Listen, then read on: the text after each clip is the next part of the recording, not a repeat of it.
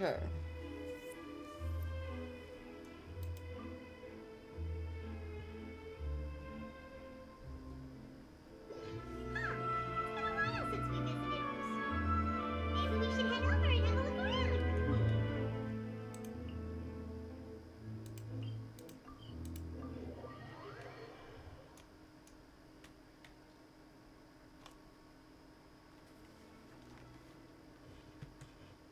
Take it easy.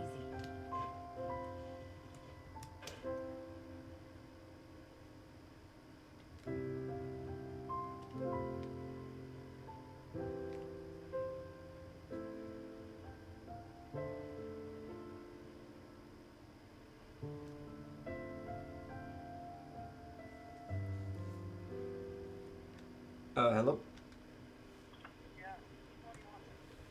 Is there any, like, fudge brownies that are prepackaged there in the bakery?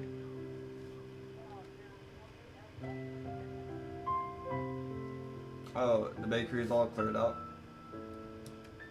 Oh, okay, then yeah, no hostess. Never mind on that Hey, then. traveler. Paimon. Okay, bye.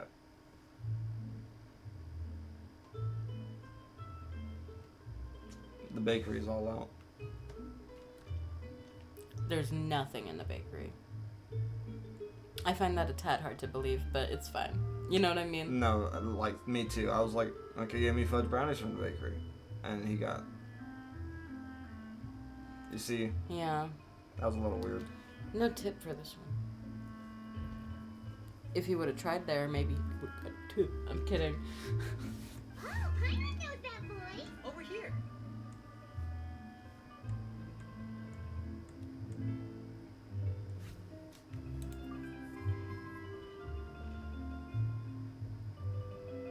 To borrow one of the more popular turns of phrase at the moment, this appears to be quite the fated reunion. Running into you two out of the blue like this has really made my day. I certainly wasn't expecting it. You can say that again. What brings you to Poisson? Wait, Paimon's got it. You must be here for one of your magic shows, right? Actually, we've run into a bit of trouble on the home front. Oh. Holy shit, he found all of it? Cute? Already? Holy fuck, dude. Huh? He got most of everything. Yep, along with most of the other members of the House of the Hearth. You may have noticed Poisson seems a bit more crowded than usual. So you're saying nearly the entire organization has moved to Poisson? Sounds like you've run into way more than just a bit of trouble. Since the two of you are so curious. Oh, she just appeared. Oh fuck, Arlecchino. You scared Paimon half to death. Father, you're here. You know, on second thought, maybe we don't need to know. It's all probably super confidential House of the Heart stuff, right? We totally weren't trying to pry or anything. No need to be nervous. I could sense your genuine concern from your conversation just now. Of course, I can also understand your confusion. Sending so many Fatui here to Poisson, it's only natural that some might suspect an ulterior motive to be involved. I understand. I'm well aware you've had your fair share of confrontations with the Fatui in the past, and I can't exactly guarantee that we'll remain on good terms in the future. As for right now, however, I would say we have little reason to be at odds, wouldn't you agree? The House of the Hearth could stand to be more open with those who have worked so closely with us in the past. As for the issue at hand, well, it hardly relates to any ulterior motive. To be frank, it all stems from a certain rumor circulating around the House of the Hearth. It's an internal matter. What sort of rumor?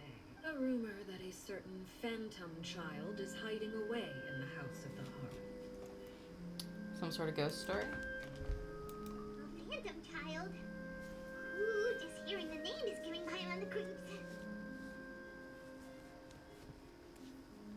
A spirit that should have long ceased to exist is lurking in the shadows of the House of the Hearth. So I decided to bring the children to Poisson before continuing to investigate the situation.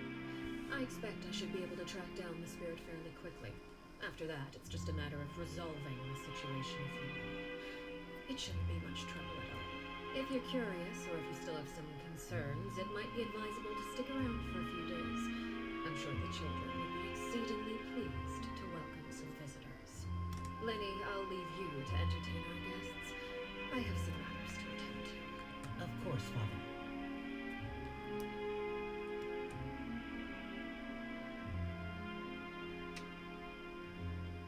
The music that plays whenever she's around, dude. Oh my god. It's drop dead gorgeous.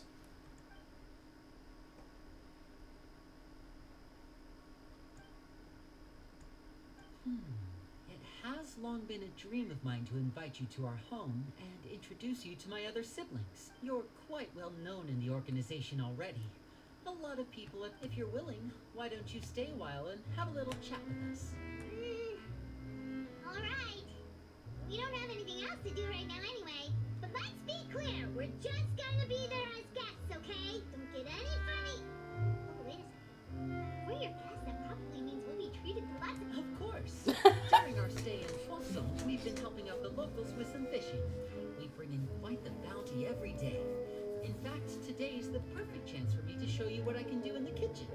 Oh, Winnie can cook too. Okay. Let's go. Oh, I'll take you to where we're fuck, staying. Lenny. He got them fishnet tights on too. Sorry, but he looking like a wife. I'm kidding. I'm kidding. He wiped him I'm too. kidding. Male wifing. I'm kidding. Nah, Toma is the male wife of the game.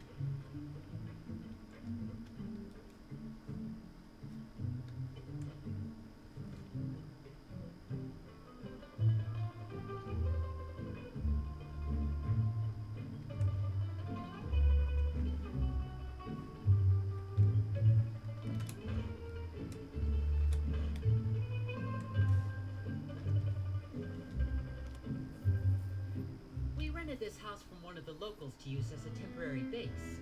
I'll come back later and tidy up a bit. After that, Awesome, thanks! So, where are we off to now? well, when I happened to run into you two earlier, I was actually in the middle of distributing some supplies. With this many people staying in Poisson, we have to bring in outside supplies every now and then. I should probably make sure the rest of these provisions get delivered. Otherwise, people might start to get antsy. Okay, we'll come with. There are all sorts of rumors about your organization floating around out there. Paimon's not sure if she could even take a wild guess as to what's true and what's not. But now that we finally have the chance to see a day in the life of the house, we can take a good look at how you operate. Well, you're more than welcome to come along. Just follow me.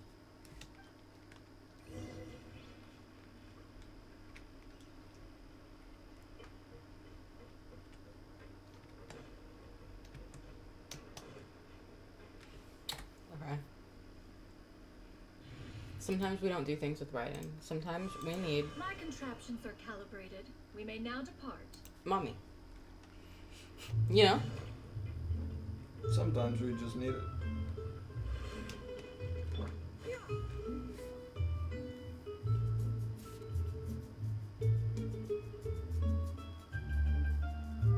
Linny! Finally here. The supplies. I'm assuming you brought them with me? Yep, here you go. Hello? It's the Traveler in Paimon! Oh, look at Lily's face. Look at it. 1 minute, I need to find my wallet. Okay. Oh my god, Lenny. He looks so done. Say this motherfucker.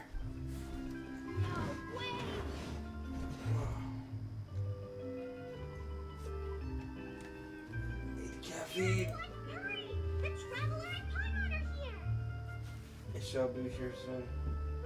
Ooh, I'm excited. A little disappointed about the donuts, but I should get a $13 refund for that, right? Time, please. Nice. Don't crowd around them all at once. We don't want to scare off our guests now, do we? Oh, it's alright! Gotta say, Paimon didn't realize we were this famous. Of course! Father and Lenny have told us so much about you. Father told us about how you helped Linny. According to her, you're a trustworthy friend. And as far as she's concerned, that's pretty much the highest compliment we've ever heard her give. As you can imagine, everyone's been very curious about you. I heard the Traveler is so strong that she can move a mountain with her bare hands. I heard Paimon eats so much that she can clean out the entire pantry at Hotel de Boer in just 3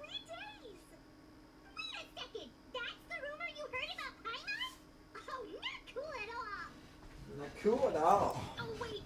When guests visit, you're supposed to give them gifts and stuff, right? Oh, we don't need something like that. Besides, we don't have anything to give to you. Come on, we insist. I can give you some of my new potions. Just pick your poison. And by that, I mean medicine or actual poison. I've got both. Huh? She loaded with stuff, bro. She Or ready. maybe Shaplo can teach you guys about STOMP. He's super good at it. He's never been caught. Ah, now that's not a bad idea. I know you usually prefer to fight head on, but it never hurts to expand your bag of tricks, right? When it comes to eliminating your enemies, staying quiet can go a lot. I was poisoned not too long ago, and I'm still dealing with the after effects. So I'm not quite as good as I was before. Wait. When you said gift, I didn't think you meant poison and STOMP tactics. But those are the best things we can give you. You don't like them? Ooh, how about this? Tell me the name of someone who really annoys you, and we'll teach him a lesson for you. He said we'll do a hit. You want a hit, bro? Alright, Fold, Selwar. I think that's Should enough we order suggestions for now. When it comes to being a good host, it's the thought that counts.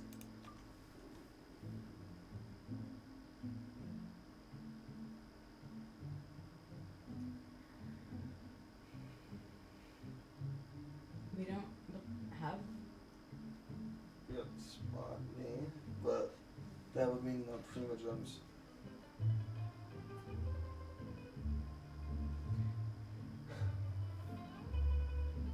Prima Gems are better though. Yeah. Prima Gems. We got food on the way. Okay, I'm gonna do some dishes soon. You don't need a physical gift to make our guests happy. In fact, pestering them with suggestion after suggestion might make them more annoyed than anything. I would say your enthusiasm has certainly gotten across. That's some good weed. Right. Really? Some lit. Awesome! It's been so long since we've had guests to play with. If there's anything you need, just let us know. Yeah, especially if it's poison or something. I've got all sorts of potions for that. Well, we'll talk to you all later. We've still got Like, those supplies kids to are distribute. weird. He's like, Alright, sorry, my little sister really likes poison.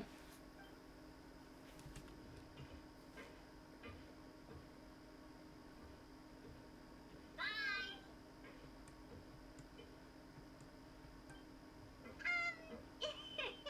Oh, wait. About all that poison. Scared you, did it? That kind of talk comes with being part of the House of the Heart. When Foltz was really young, he strangled all of his family pets. Just out of curiosity. He was labeled a dangerous problem child and was abandoned by his family. Elwar has an unnatural obsession with potions. Father has forbidden her from trying all the different concoctions she comes up with, but she still tries to test them in secret. Really have to keep an eye on that one. Chaplot is around my age. While I'm mainly responsible for collecting intelligence, he handles surveillance.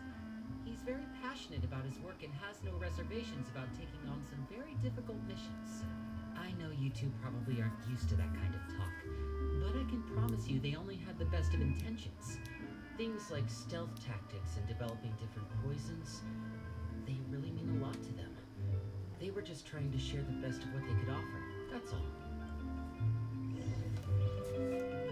In a weird way, it's kind of cute.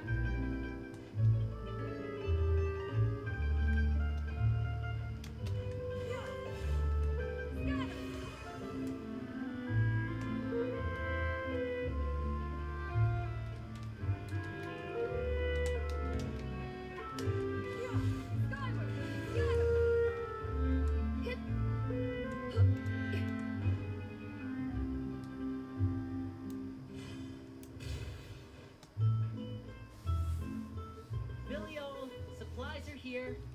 Thanks. And Allow me to introduce you. Oh, you're the famous duo I've been hearing so much about. It's nice to meet you. I heard you've traveled. Of course, we're making our way all across to that. oh, good for you. You must be pretty familiar with Fontaine by now, then.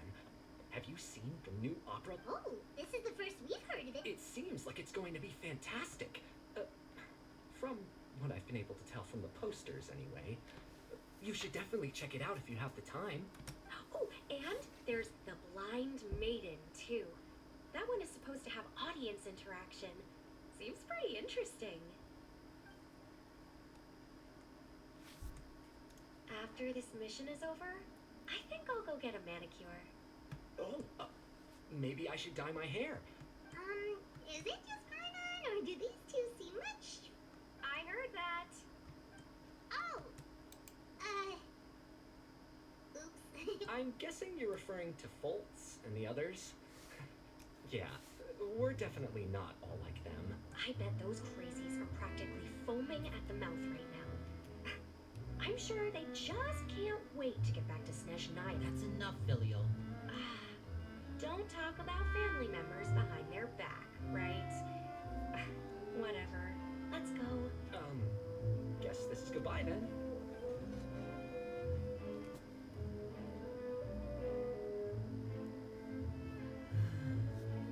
Well, that's it for the supplies.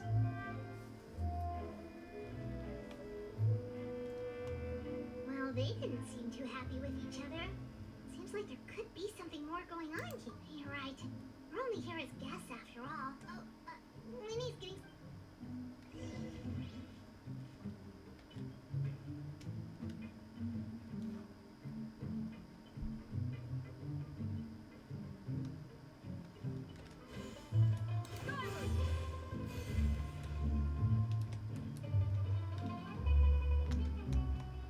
So, what do you think of the members you've met so far? Well, Father is always encouraging us to be strong-willed and independent. I swear to God. So if there's one No thing way. we've got, it's people Is he who aren't afraid to actually speak their got minds. groceries over there? Well, I should probably get cooking. Wanna join? Come get me if you need any help. Yeah. Then let's head out. Uh-huh. Fremine, what are you doing here? Well, Hey, nice to see you again! you too. I heard you're here as guests of House of the Hearth. Welcome. We were just going to make some food. Why don't you come along? I could use some help in the kitchen, and I seem to remember you mentioning you... Seafood soup! Were you looking for something just now, Fremine? Maybe I can help. It's nothing. I just wanted to see if there were any extra supplies. Yeah, we've got some left over. What do you need? Some food and water. And some clean cloth, if possible. No problem. Give me a second here. Food, water, wait a minute. What do you need all of those for? You're not on any missions as far as I'm aware, and you were just going to come eat with us. I thought I'd grab an extra... Fremine, you remember what I told you? You're not like me. Your lying skills still need some work. Tell me what's going on. Is it really bad enough that you have to keep it from your own brother? Maybe it'll... This is the first time I've seen that kind of look on your face. Whatever happened? Just... Can I be real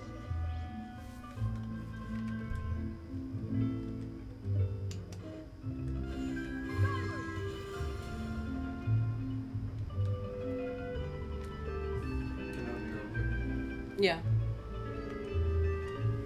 BRB gang.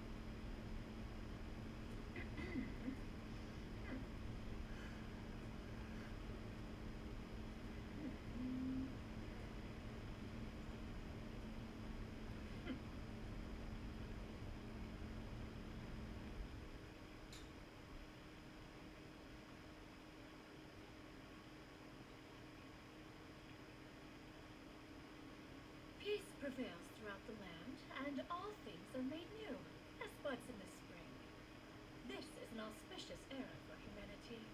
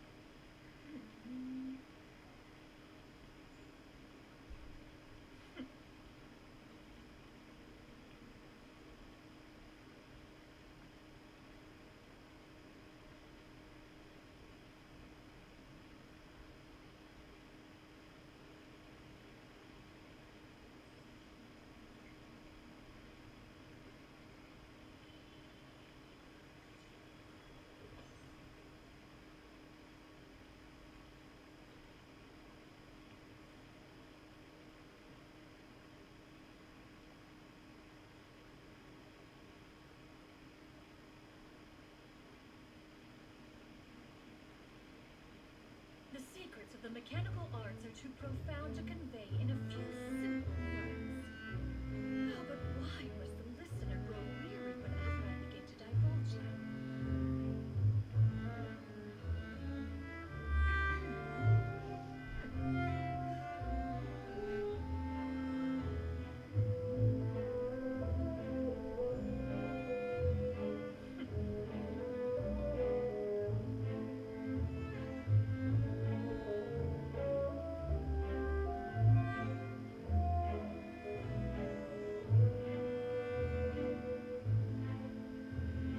Peace prevails throughout the land, and all things are made new, as buds in the spring.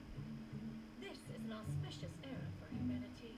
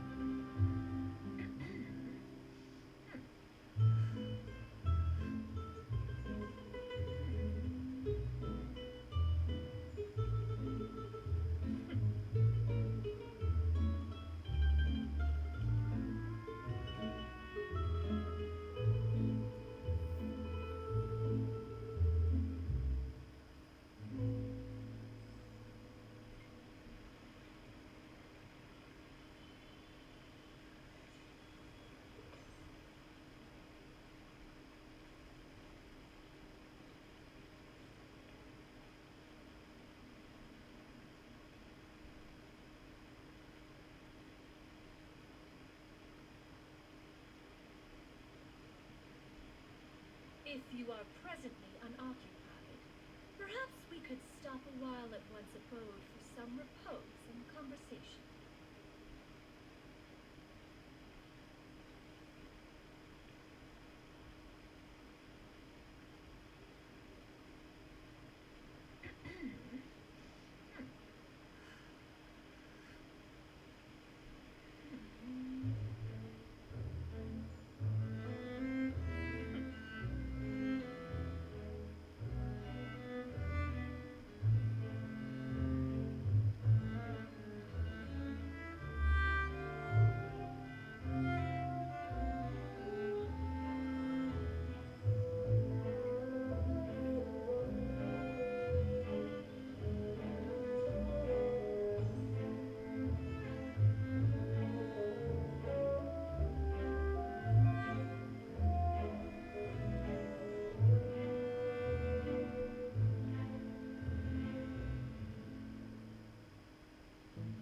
The secrets of the mechanical arts are too profound to convey in a few simple words.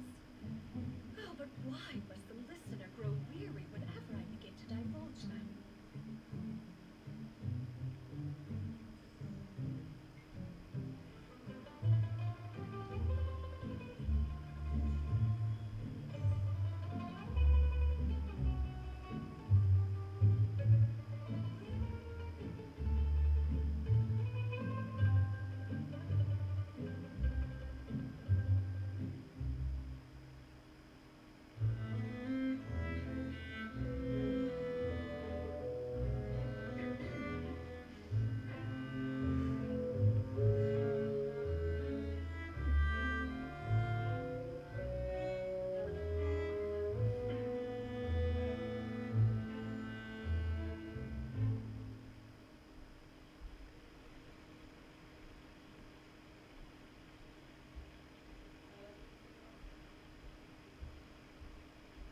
Peace prevails throughout the land, and all things are made new, as buds in the spring. This is an auspicious era for humanity. Okay. Oh, you were asleep the whole time? Good girl. Plug your phone in there. Okay. Do you want yours? Yeah. What point is it at? 48. Okay. Aww. What a baby.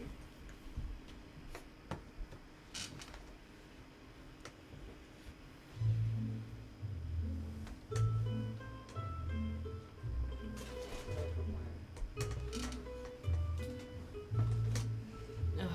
Bending over right here stresses me out because the fan's in my hair. Be careful and don't bend too close to it ever. I'm very careful about it, but it still stresses me out. Okay, okay. You know what I mean? Uh-huh. Why must the listener grow weary whenever I begin to divulge them?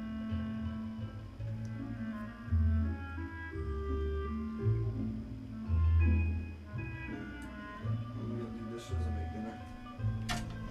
Drink. Yeah, after I make a drink, yes. Thank you. Hi, Noah. She's a good girl. Yeah, you are.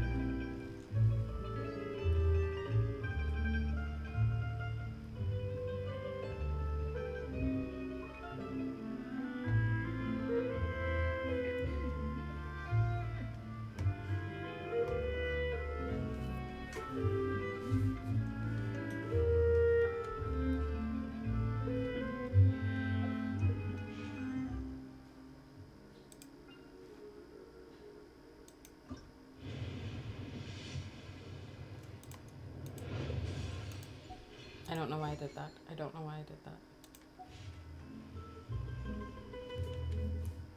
You're back! Oh, and you brought some friends with you this time. Hello, my name's Linny. I grew up in the House of the Hearth. And you are? Hi, Lenny.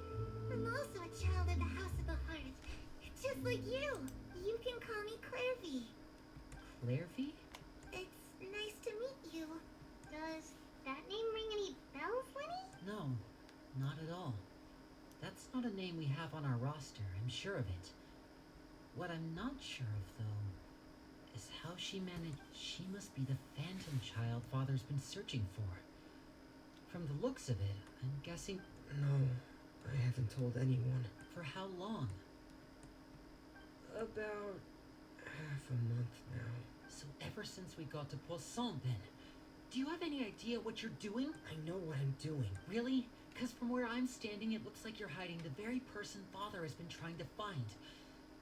If Father finds out about this, everyone involved is going to be punished. You know the rules of the house, Fremine. I know you do. Father doesn't tolerate any form of betrayal. I've thought it through. And I just can't hand her over, Linny. Don't you remember last year? Sheplo nearly died after getting poisoned during that one mission. He wasn't able to get back before the poison started taking effect. And not a single person was there to help him. That night, while I was sleeping, I heard a voice telling me to go save him. I opened my eyes, but I couldn't find the source of the voice. I thought maybe I was just hearing things, but I went to look for him anyway. Luckily, I got there with enough time to save his life. That feeling of being haunted, of hearing voices, it's happened many times in the House of the Hearth. I'm sure you've noticed. So what you're saying is, that was her? She was the one who spoke to you that night? Unless there are other spirits roaming around the House of the Hearth, I don't think there's any other possibility. If Clairvy were our enemy, it wouldn't matter whether she was a spirit or an actual child. I would have acted without a second thought, because that's what Father ordered us to do. But she's been living with us, helping us from the shadows all this time. I think that makes her family. I couldn't just hand her over to be dealt with. Not when there's so much we still don't know. So what's your plan then? You can't keep her here forever. Someone is bound to find out eventually. I haven't thought that far yet. I don't... Come with me. There are a couple things I'd like to say to you in private.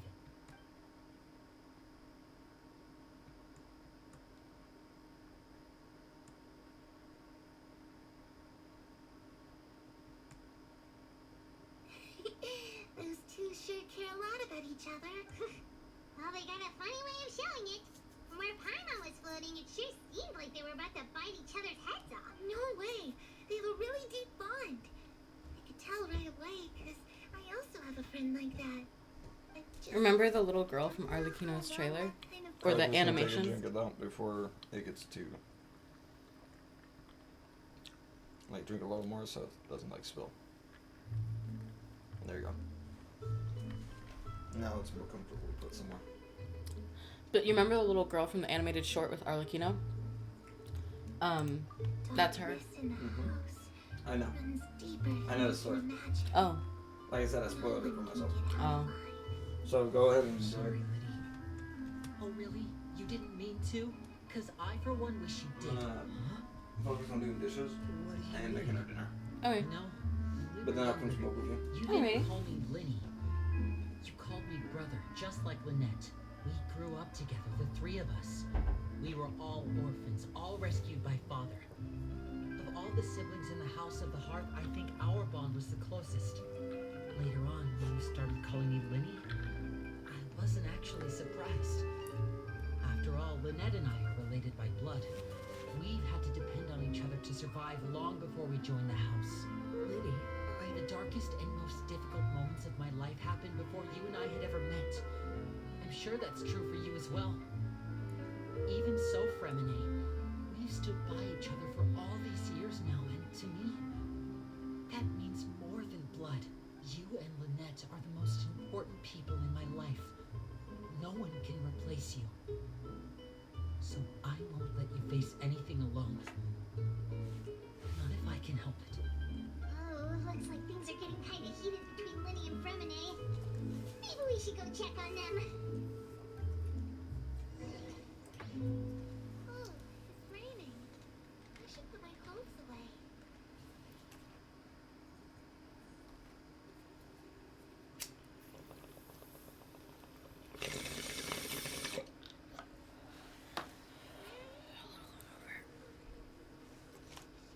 She's not here either.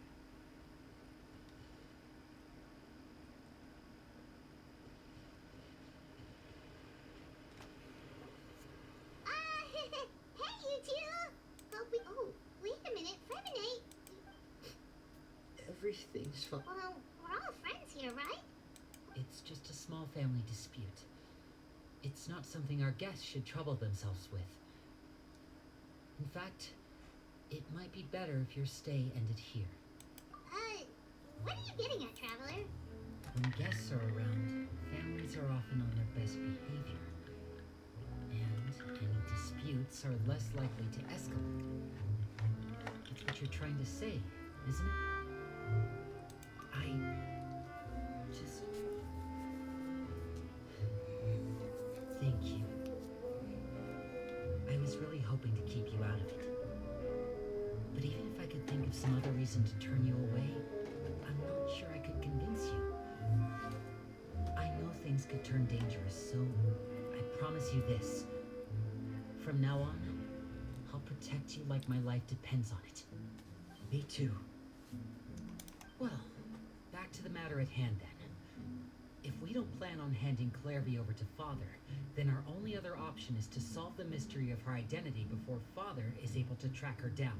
That means finding out where she came from and what she's doing here. Then we can send her on her merry way and pretend like none of this ever happened. I've tried that already. And nothing. I tried taking her somewhere really far away, but after some time, she just reappeared. She even came with us all the way to Poisson. It seems like wherever the house is, she follows. I don't know much about... Let's see here. Oh, Paimon remembers hearing something like, if you fulfill a spirit's last wish before they die, they'll let go of whatever's keeping them here and return to the ley lines. Oh, it's just that Paimon doesn't really remember where she heard that, so it's not guaranteed to work or anything. Well, sounds like it's worth a shot. Guess that means we should go ask her about her wish. But first, Fremine. What is it? I need you to promise me that this will stay between the two of us. We're the masterminds behind this whole thing. No one else gets involved. Can you do that for me? Of course. I promise. All right. Then let's seal the promise just like when we were kids. Fist bump on 3. Ready? 1, 2, 3. I swear. That's cute.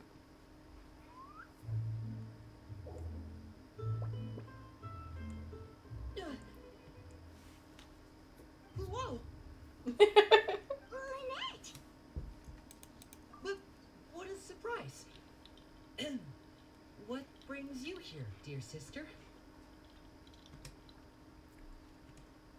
And, when exactly did you get here?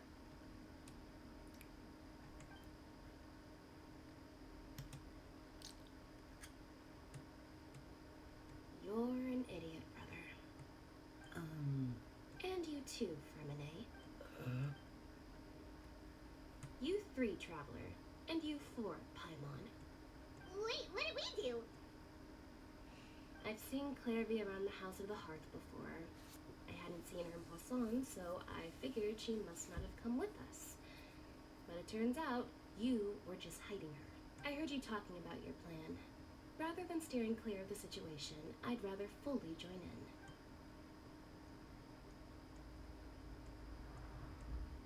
If you don't agree, I'll have no choice but to report everything back to Father.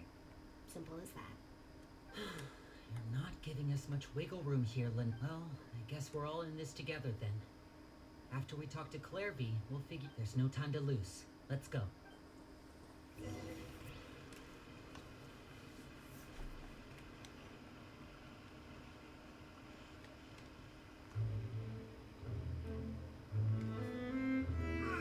I'm full. Thank you for bringing me this food, you guys. She said she's full, but the food doesn't look like it's even been touched. That's right. Based on what I've been able to observe, still, when she's presented with food, she'll always linger around it for a good little while. Maybe, in her mind, she really is eating those things. Does she know that she has already passed away? I've tried to ask her, but she didn't answer. My guess is that she's just as confused as we are. Or maybe she couldn't understand the question at all. Clairvy, if you've got some time, I'd like to ask you a few questions. Sure. Oh, another new friend. Hi, I'm Clairvy. Hello. Clairvy, how did you join the House of the Hearth? Huh? Isn't it the same for everybody? The knave brings you here and then you can't leave. It's just that your name, it's not on the roster. And I've never seen you before. The roster? Oh, I get it now.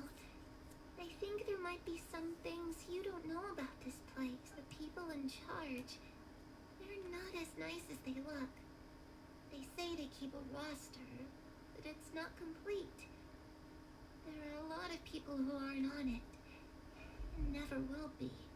In this house, some people are family, and other people are just test subjects. Those kinds of people aren't ever going to get a place on the roster, unless it's the roster of people who've been executed. Wait, does that mean... Is there anyone that can vouch for you? Perry. She's my best friend. She's the only one I trust in this place.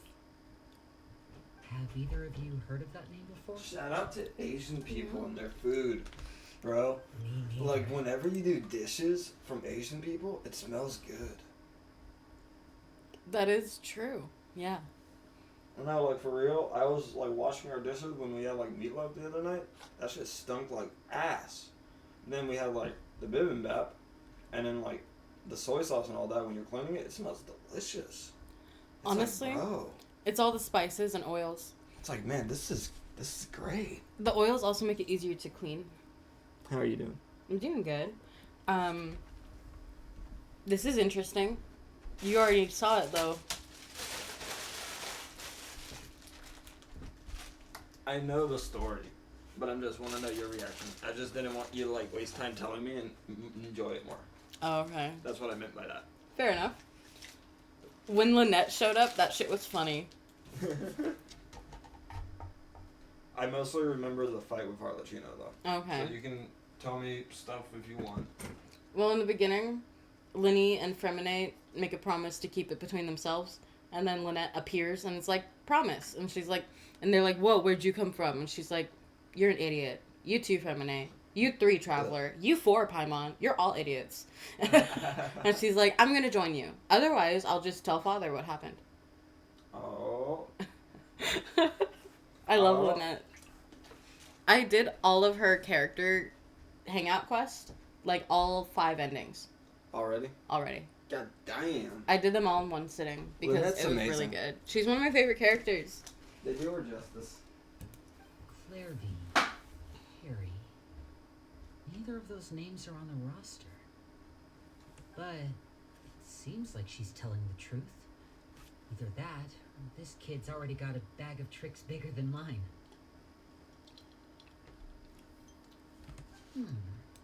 Maybe we should try a different approach. A wish? It can be anything you want. Just imagine. It's your birthday, you're blowing out the candles, and your wish is...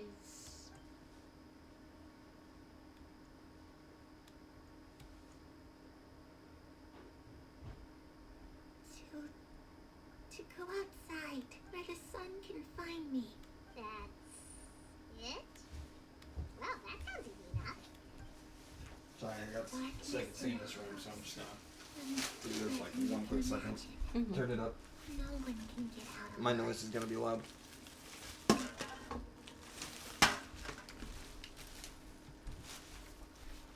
Okay, time bit to louder. divide and conquer.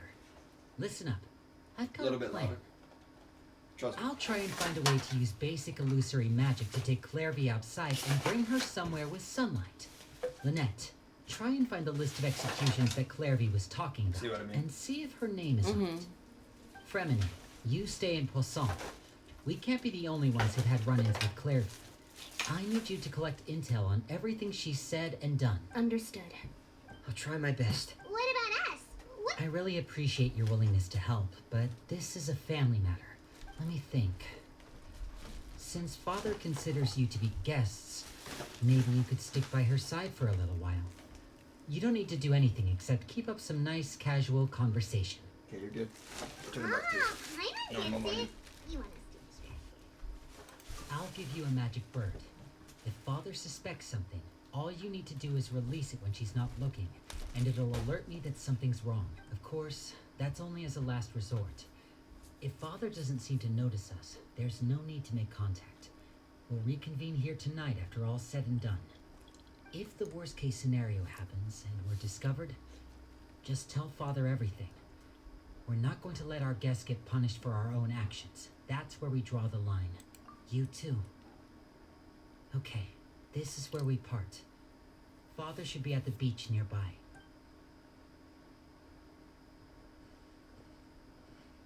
I really hope this goes well. No, it has to go well. That's the only way this can get resolved. This is a good drink. He knows how to concoct. Not working. You know how to make a drink, sir. What happened? This is a good drink. I said, you know how to make a drink, sir. I do. Shit, bussin'. I'm gonna open up some of this for you. Okay.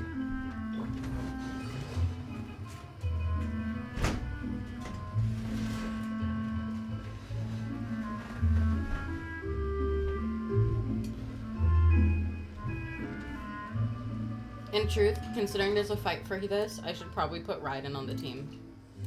Stay close. And You know what I mean? That sounds like the best bet for you.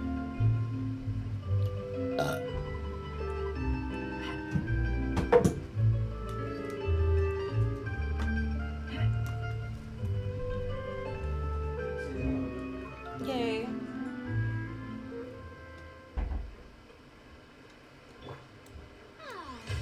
I present.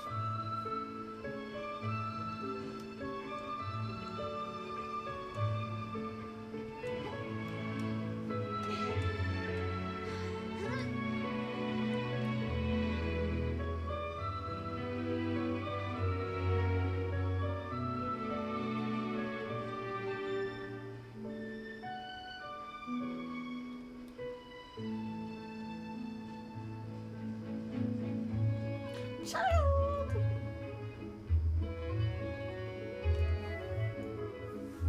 It's the knave and child. Hey, aren't you supposed to be in Snezhnaya recuperating? Oh, it's you two.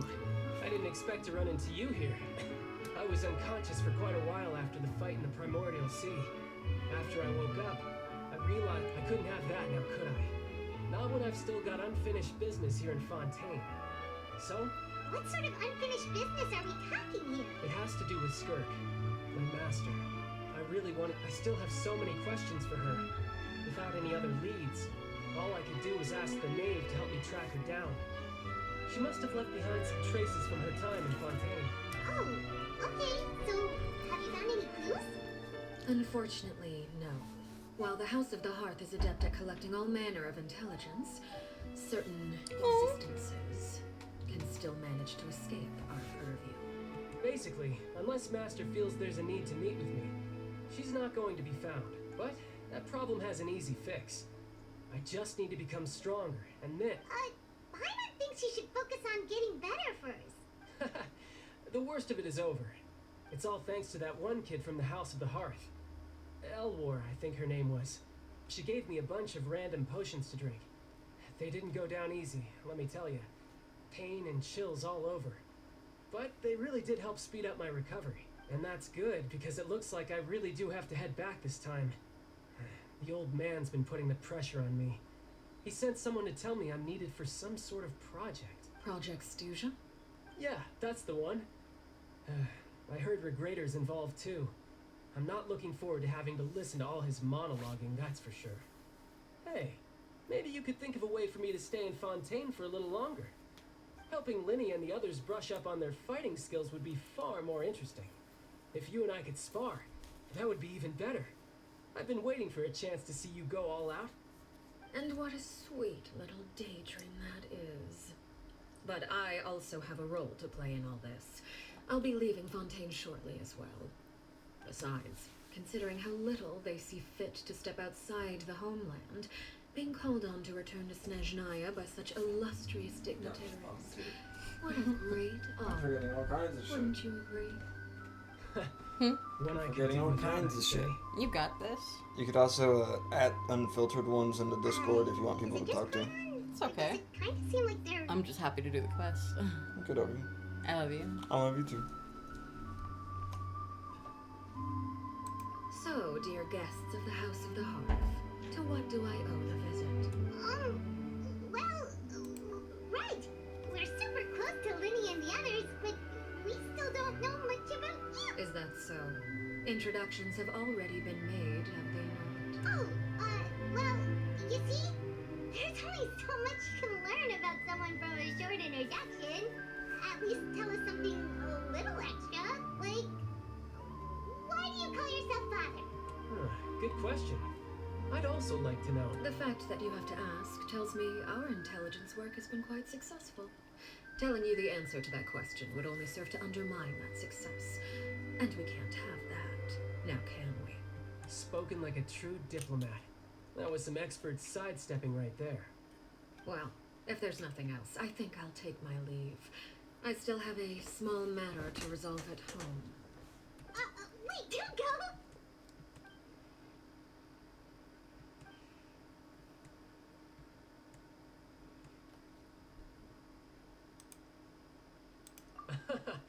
I'd also like to hear the answer to this. I've met some of the members of your organization, and they all seemed like really good kids. They actually reminded me of Tonya and Tus, which, by the way, if you ever betray them, I'm just letting you know, I won't let you off easy. And why would I betray them? Well, you've already betrayed the House of the Hearth once, haven't you?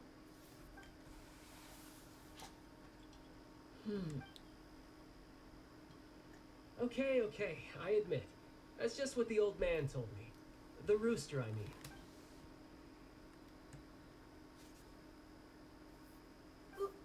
Wait, did you really do something bad to those kids? Never mind what I've done. I'm more curious as to what the mighty rooster had to say. Care to enlighten? Well, nothing much. Just some stuff about you taking out many other members of the House of the Hearth, and even going so far to attack your own family. I see. Based on your reaction, No. I'm guessing it's all a bunch of lies. Hardly. I don't appreciate his particular turns of phrase, but I suppose he didn't say anything untrue. Although, it would be more accurate to say that there is a certain level of prejudice involved. But I don't intend to clear that up just yet. Prejudice has a funny way of concealing the real truth behind certain things, an attribute that I find to be quite advantageous. Call yourself a Fontainian, for example, and people will assume all sorts of things, when the real truth is that this is simply the land where I was raised. Huh? You're not actually from Fontaine? But then why did you try to help out with the prophecy and everything? I was trying to protect the children born in Fontaine. Claiming that I myself was a Fontainian simply made it easier to operate. People would hardly suspect a fellow Fontainian of having any ulterior motives. Who wouldn't want to save their homeland after all? The primordial sea wouldn't have any effect on me, but it would have caused great harm to the House of the Hearth. Well, you wanted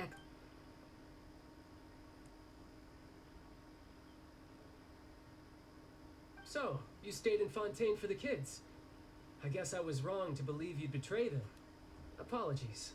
Looks like I was holding on to... Good. Like I said, I like it when others have misconceptions of me. Actually, while I was recuperating at the House of the Hearth, There was something else that I heard that members always resolve disputes and arguments with a friendly spar, and the loser has to back down. Seems pretty cool if you ask me. Would also give them plenty of opportunities to hone their skills. Well, that's only a recent development. In the past, such spars weren't nearly so friendly.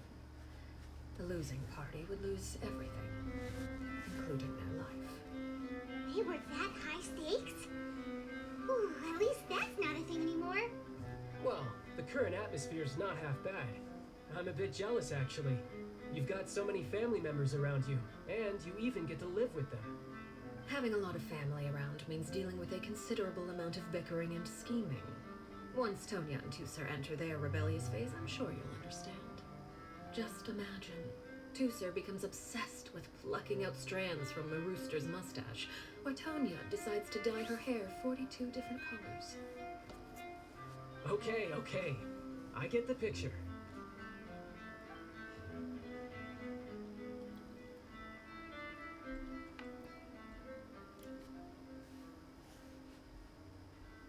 Well, would you look at the time? I should probably get going. Traveler, Paimon, I'm not sure where our paths will cross next, but the next time we run into each other, we should definitely try and find some time to spar.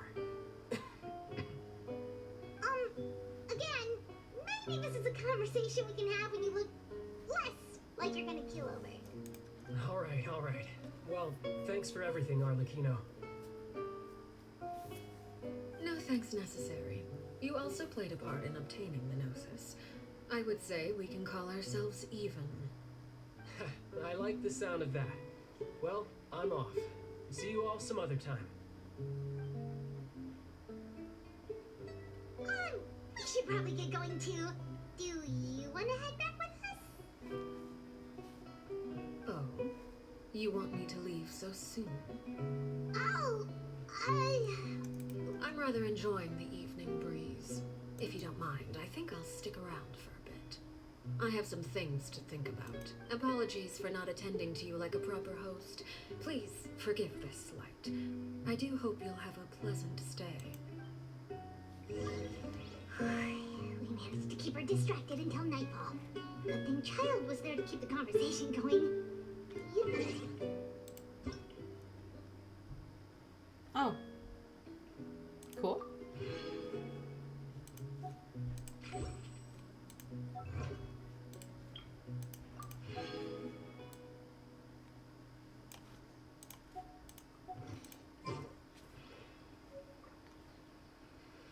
I wonder if Liddy ran into any issues.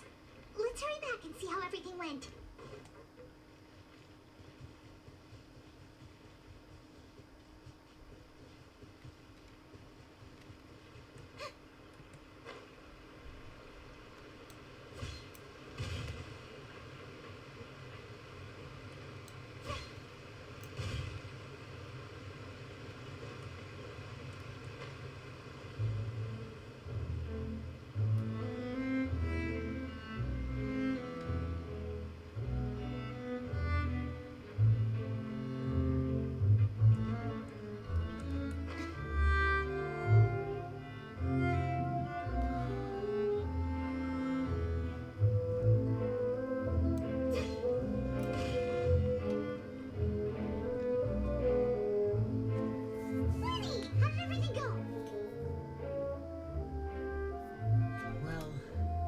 Story short, we ran into a small issue. Clairvy can't go into the sunlight. Been working for you? Yeah. Everything was fine at first. She Everything was followed me fine to the on my surface just like I told her. Getting disconnected from the Wi-Fi when I'm in the kitchen. I have been that in never therapy happens. since I was But 6 as years I let old. her My out of the parents said shadows and into the sunlight, she vanished.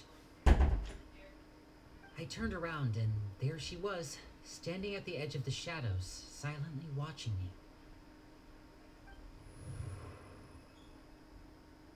Huh. Maybe she's afraid of sunlight, or... No, if... Well, we could always try... Oh, true. I've pretty much tried it all already. Nothing worked. Eventually, the sun went down, so all I could do was bring her back here. How did it go with you, Lynette? Good. I've got the list. It's right here.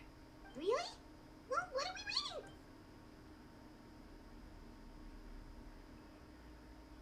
Oh, that's a lot of pages. Oh, it's gonna take forever to get through it all. We can each take a section. Here. La Pouillade.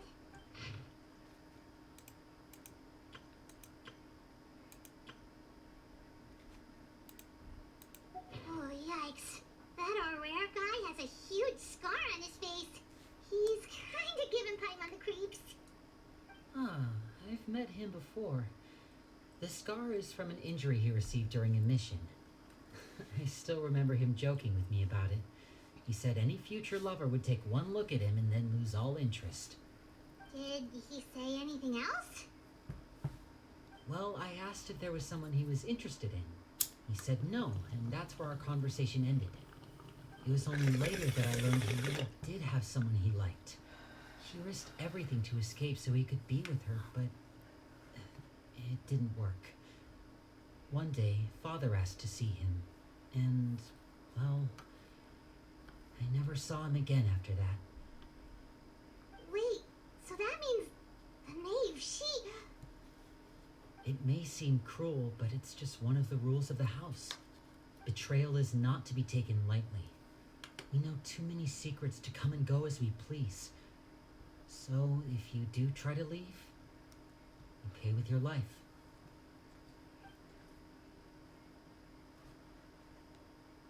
Her name's not here, huh? Well, that's not too surprising. It doesn't seem like this list is complete. It only contains records dating back around 5 years. Let's shift our attention then. Fremine, were you able to find anything out? Fremine... Sorry. I was thinking about something. I managed to talk to quite a few people, but I couldn't help but note... Strange. Yeah, I mean, I know there have been arguments in the past. Times when people haven't gotten along. Chaplot and Filiol are a good example of that. Oh, those are two of the people that we met while delivering supplies. Paimon can see how they might not get along. They had very different vibes, and their, interests seem to be pretty different as well. That's to be expected, actually. Father brought us all here, shared her knowledge with us, taught us how to fight. That's one thing we all share. But that's also where the similarities end. Not all of us feel the same desire to stay here. As members of the House of the Hearth, we're also considered part of the Fatui. And to a lot of people, that's an identity they never asked for. Certain members get older and realize they want something else for themselves. But considering the rules of the house, most people would never say that out loud. People like Chaplot and Foltz are loyal to Father and her vision. They're proud to be part of the Fatui. Filiol and Nantoy, on the other hand, well, they aren't quite as enthusiastic. These kinds of conflicts have always been there. It's not like Father is in the dark about any of this. Well, that's true. But it just feels like things have gotten worse lately.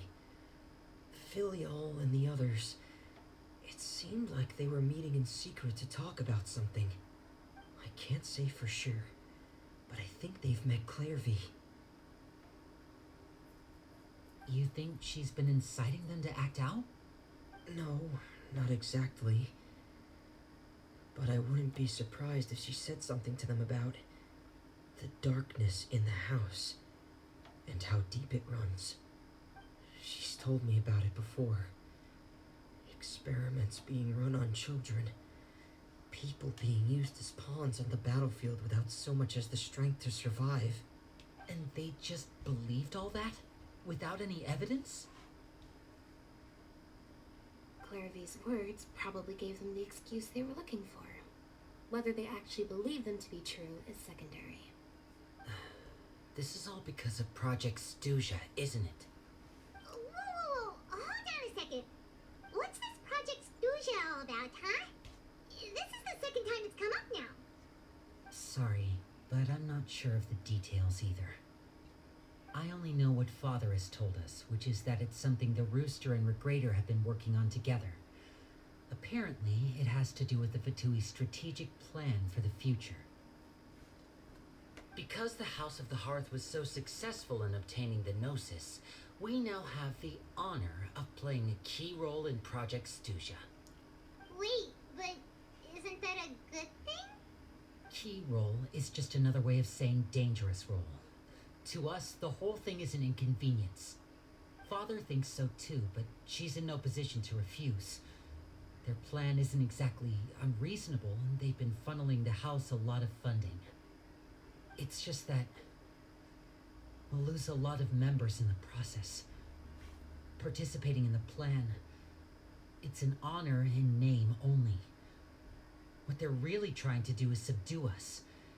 The existence of an intelligence organization outside their control makes them feel uneasy.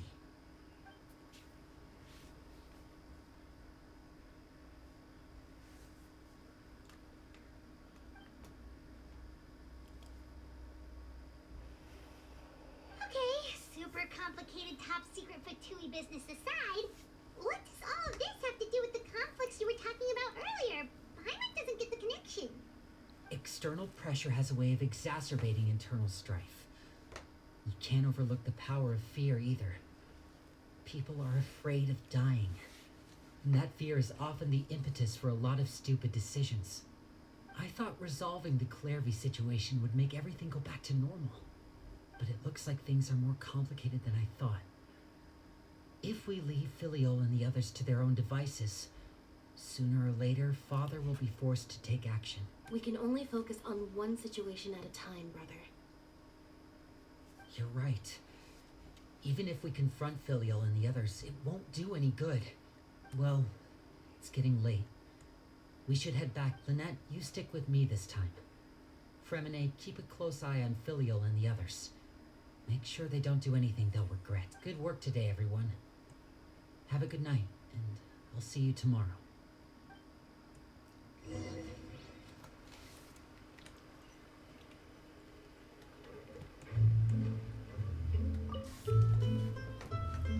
BRB gang. Oh, I'm always looking forward to an early night. She can't sleep at all.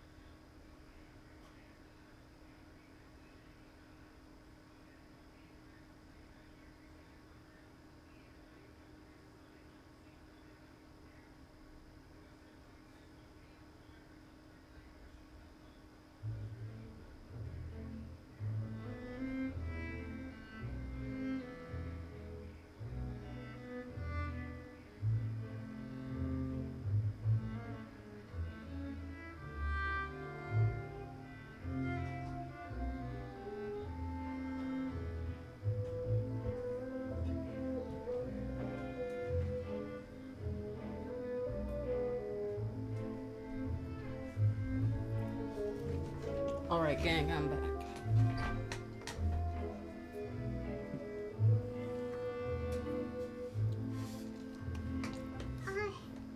Hey, you don't think she's even scary when she smiles? If she were to actually get angry? Ooh, you have to protect Paimon if that happens, okay, Traveler? Trust is effort, Traveler. Look! Look over there! Quick, let's catch up with her before anyone sees.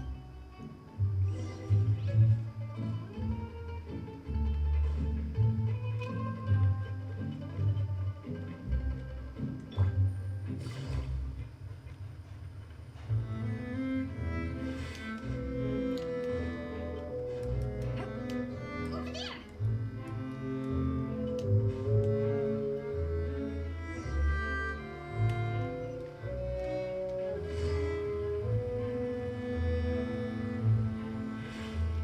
Oh, where is she going? Oh, if someone sees her, we're toast.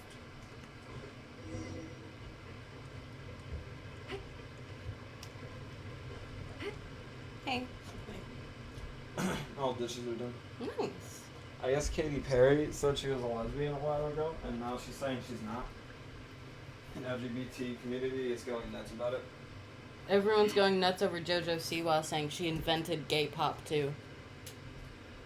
No, they're just like, how could you betray us to Katy Perry? And she's like, because I don't feel that way no more.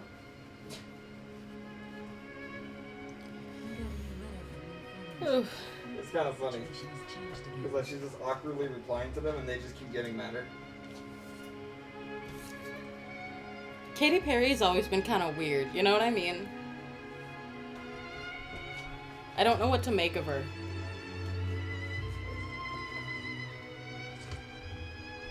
Oh, look! She stopped!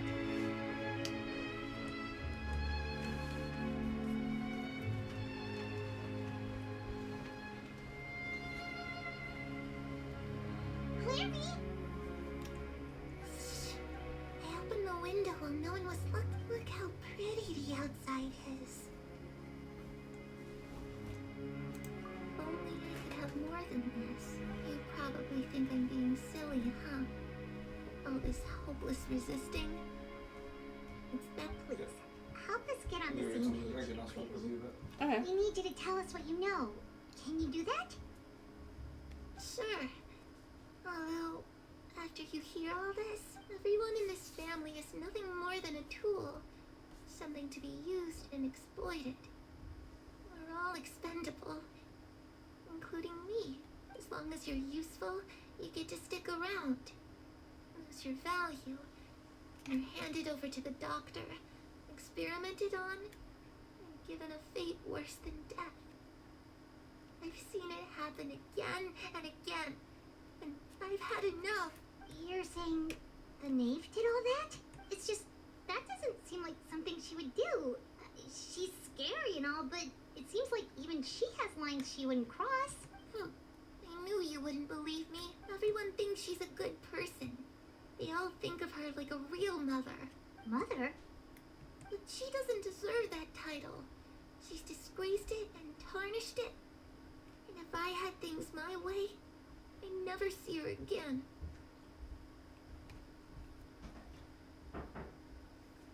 If only Perry were here, she'd understand. Perry? Also, Paimon's getting a strange feeling. It almost feels like she's not really here with us. Paimon can't tell if she's actually talking to us or if she's mistaken us for someone else. Well, in any case, it seems like she really needs someone to talk to. We should keep her company for a little longer. We got clean house again. Thank But you. it seems like she's been through a lot. So I guess the mother from the House of the Hearth before Arlecchino would use children as tools, and then when they aren't useful anymore, she would hand them over to the doctor so they could be experimented on. That sucks. That's like sick as fuck. And Clairvy's a ghost from that time who stays with the House of the Hearth wherever it goes. Oh shit. Like wherever the House of the Hearth, the people are, she will be there. Like a person that just watches over them. Kinda. She's there with them. She helps sometimes. It's getting windy. I should close the window. Ooh, look at the moon. Isn't it pretty? Hey, wanna hear a secret? I heard that if you look up at the night sky in Shnashnaya, Sorry. It's okay. you see the aurora. It's supposed to be super pretty. Even prettier than the one tonight. Harry and I promised each other that once we're older, we're gonna go see it together. But I can't find her. I'm worried she's also been... No, that wouldn't happen to her. She's special. Mother likes her a lot. We should really go talk to Mother, but we just fought. She doesn't want to see me, and I'm too scared to face her. What should I do?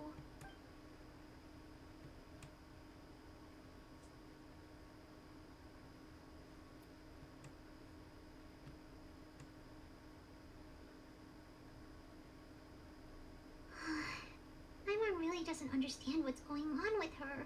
Well, let's head back. We've got an early morning tomorrow.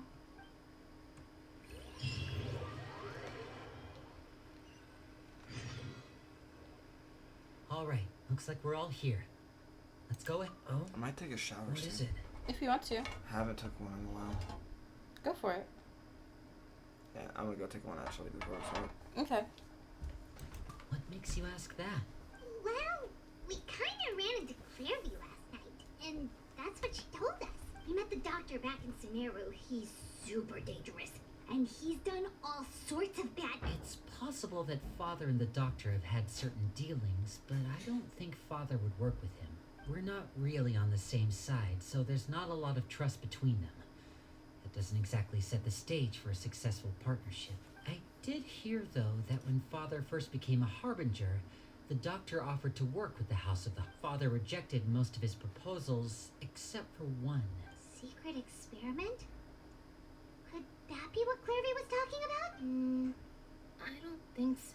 I don't know any details about the experiment itself, but I do know it's an entirely independent operation. The Doctor only proposed a direction for the research. That was the extent of his involvement. I still don't think that counts as working together. The details of the experiment are confidential, but complete records are kept on all participants. That doesn't seem to be the case with the situation Clairvy referred to. I know you don't agree with some of the Fatui's methods, and I'm not asking you to. But I am asking you to trust us on this. The House of the Hearth has its own principles. There are certain lines we're not willing to cross. Alright, that's good to hear at least. Clairvy seems to think the Knave and the Doctor work together to do something. It's just that it doesn't seem like Clairvy is lying either. The easiest thing to do would be just ask the Knave directly, but Hyman doesn't think she'd tell us. Father didn't come back last night.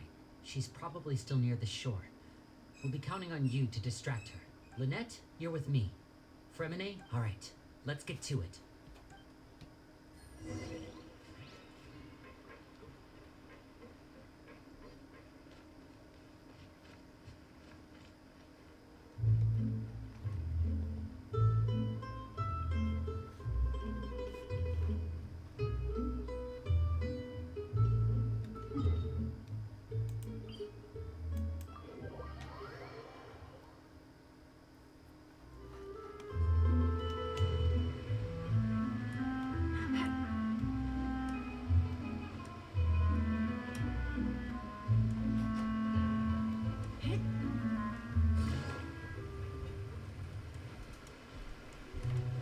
Yo. Yo. Just getting some socks that are a little bit cleaner. You're good. Yeah.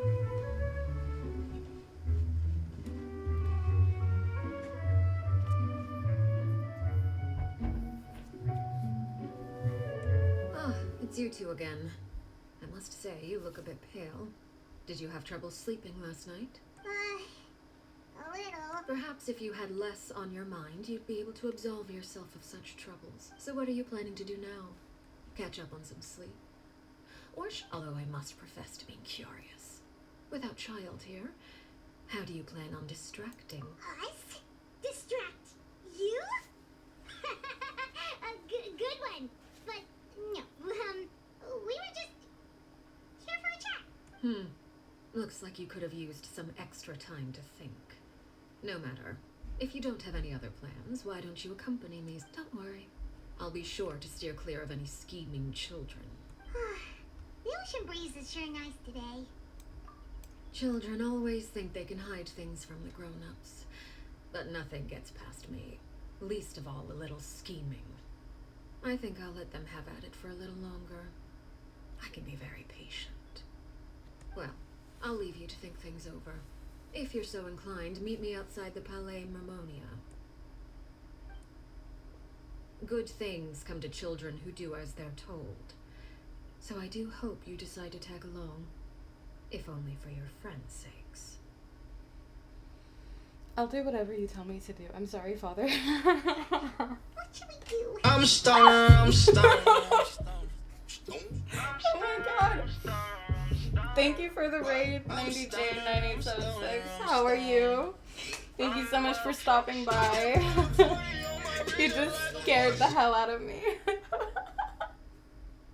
Oh, what's up, Dark Knight? How are you? Welcome in, Raiders. How is everybody? You just scared the fucking ass out of me. Oh my god. How is everyone? She clearly knows about everything we've been doing, and Paimon doesn't think it'd be a stretch to say she was threatening us just now. We're just playing with the new update from Genshin.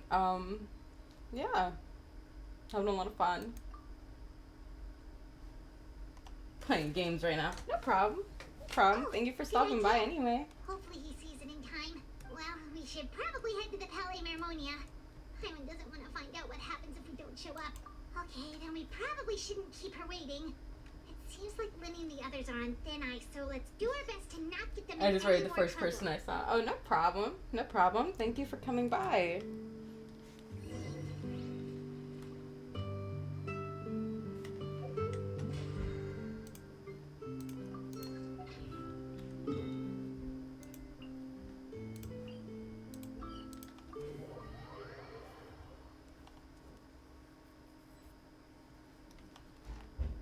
Seeing as we still have some time before my meeting, we might as well enjoy some pleasant conversation while we wait. I'm glad to see you get along with my children. Being surrounded by good companions is necessary for a child's development. You're not planning on doing... I assume you're referring to Lenny, Lynette, and Fremine, although there's that situation with Filial and Nentoy as well. It appears quite a few people have been acting out lately. No matter. I'm not one to discriminate. All those who betray the house meet the same fate. Does that mean you're going to kill them? Oh, are you here to beg for their lives? I'm sorry to disappoint. But don't you care about them at all? They really respect you. They even... Any organization in which feelings come before principles is one destined for ruin. The House of the Hearth is hardly an exception. You could say our principles are more stringent than most. Perhaps I can offer you this consolation at least. As our guests, you two will not be held accountable along with them. I would imagine Linny, Lynette, and Fremine will be able to keep their lives. As for Filial, Nentoy, and the others, I'm afraid there's little I can do. They can try to escape, but once you know our secrets, there's no getting out alive. But that's awful. Ah, you seem concerned. Out of consideration for my guests, I suppose I could turn a blind eye for a little longer. If Linny and the others manage to dispose of Clairvy in the meantime, all evidence of their wrongdoing will be lost. In that case, I could hardly punish them for something I couldn't prove. If their efforts are unsuccessful, on the other hand, all will be held accountable, and the punishment will be severe. Of course. Oh, and here, I believe this belongs to you. It takes a considerable amount of time to train a bird like this. such a pity if you were to lose it permanently. Wait, where did you get that? Well, I'm afraid that's all the time we have to chat. I asked you to meet me here because I have business at the Palais Mermonia.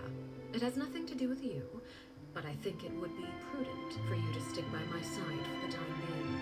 There will always be time later to run off and tell Linny what you've learned. Well, time to go.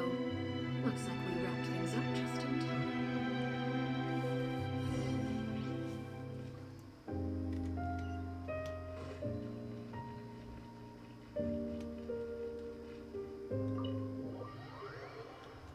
Genshin's getting more mature, and I'm all for it. This is good content.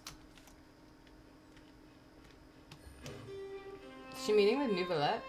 Yeah, this is his office.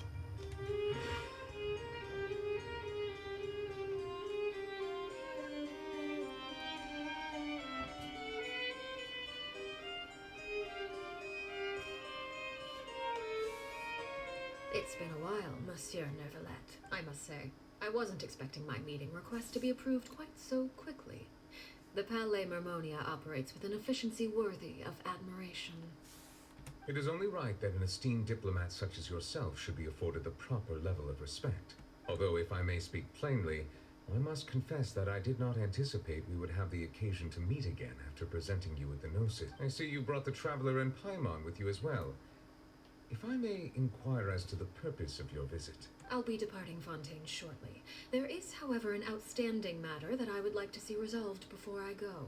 It requires a rather lengthy explanation, I'm afraid. So I took the liberty of explaining everything in this proposal. Please review it at your leisure, Monsieur Neuvillette.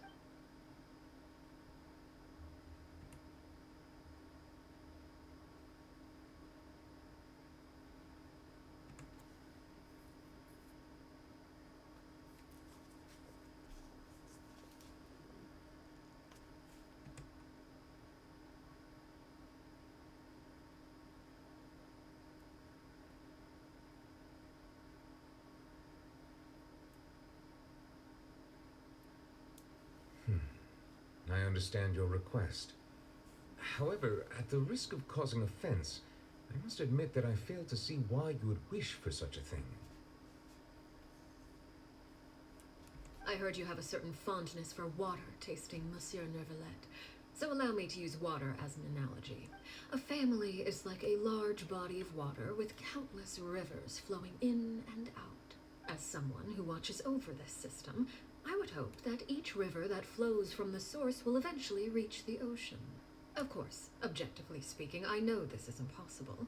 Most of the rivers will dry up along the way, disappearing into the ground and leaving nothing but a barren riverbed behind.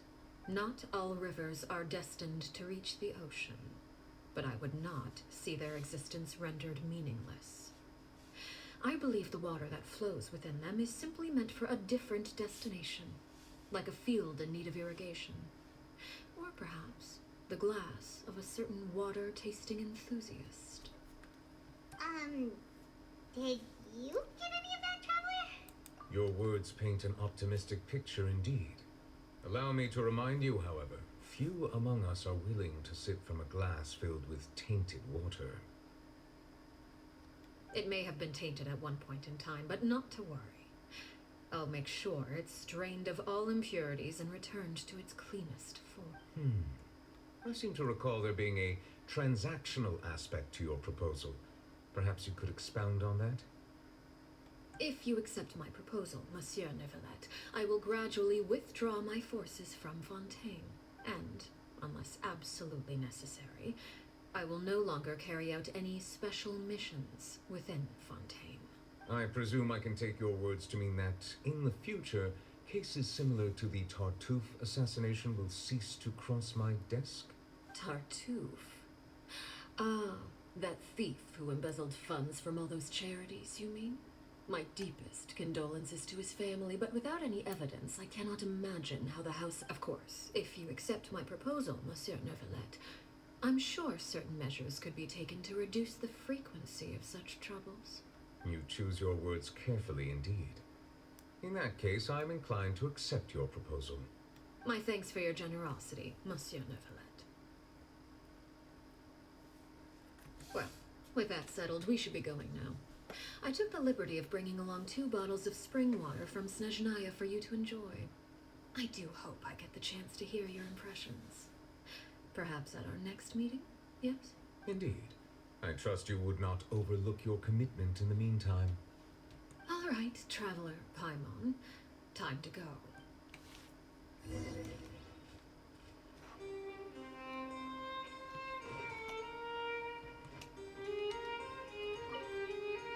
I believe I've told you before that my emotions easily resonate with those of others. Yet in the few meetings I've had with that Harbinger, I haven't been able to sense any aspect of her emotional state. Her mind is like a still body of water. Who knows what darkness lies in its depths, and the lack of ripples on the surface gives nothing away.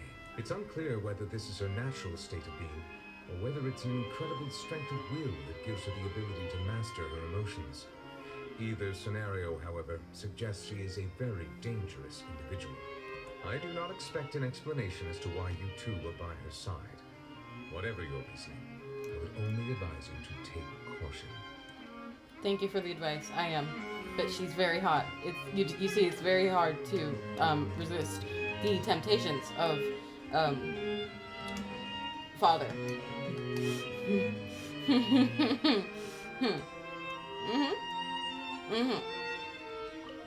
Yep.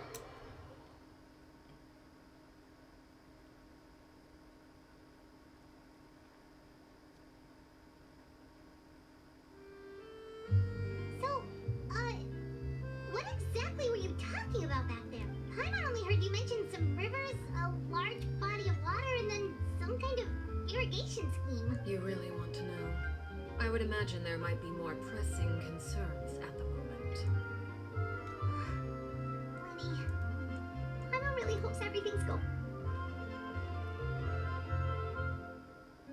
Oh, Paimon recognizes that look. You've got your thinking cap on too.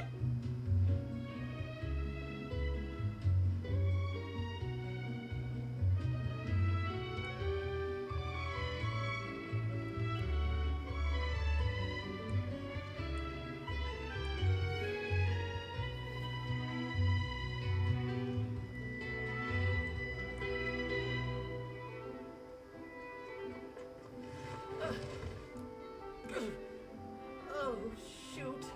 Are you alright? Oh, jeez. I'm so sorry. I was so focused on selling these papers. I wasn't, well, let me make it up to you. Oh, you don't have to give us. Please, I want to.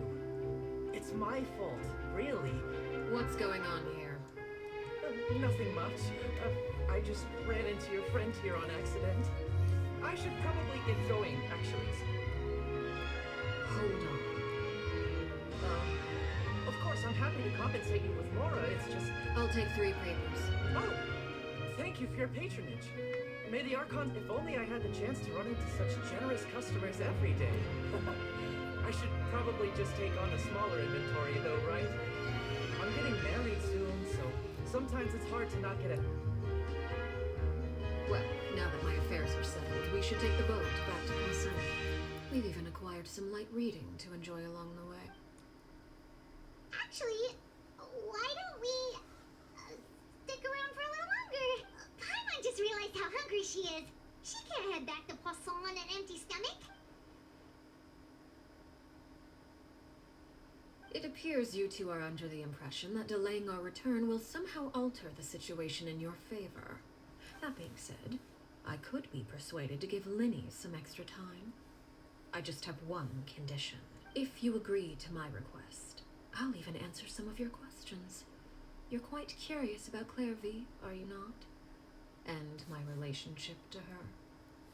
She's good at bargaining, dude. Wait, why are you being so generous? You overestimate yourself. You don't have the talent for bad things. The most important consideration in a negotiation is that both sides receive something they want. Demands and threats only get you so far. Wonderful. Here it is.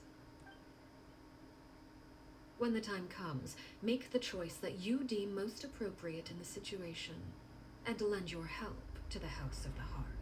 Okay, sounds normal enough. That is for you to decide. Then we have a deal. Follow me.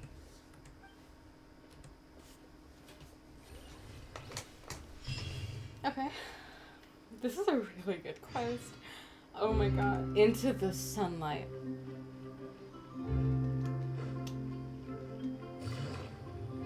$600.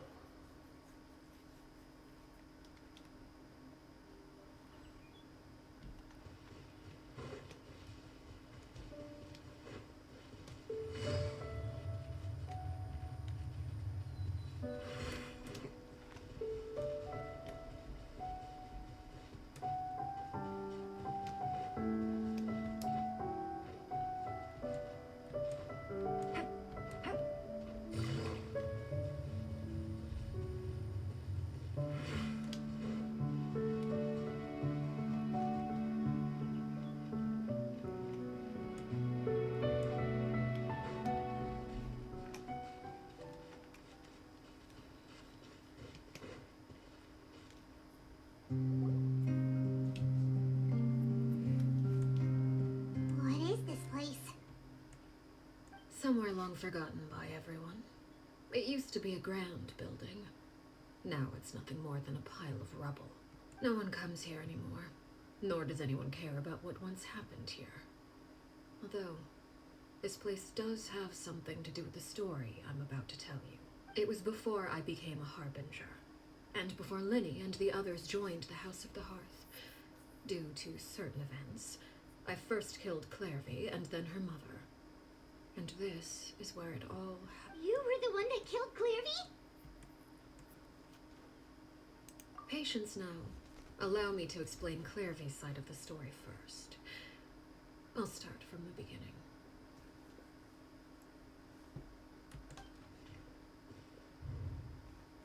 Clairvy was 6 years old when she was brought by her mother, Crucibina, to live in the House of the Hearth. From the outside, it seemed like a fairy tale. A thriving family made up of kind adults and friendly children. Crucibina was the knave at that time, and the House of the Hearth was under her control. She was Clairvy's mother by blood, but she was also the mother to all the children in the house. Clairvy was happy here, for a time. But she quickly realized that being part of this family wasn't a fairy tale at all. It was a kind of purgatory. Purgatory? Exactly. The House of the Hearth takes in war orphans from all over Tevat.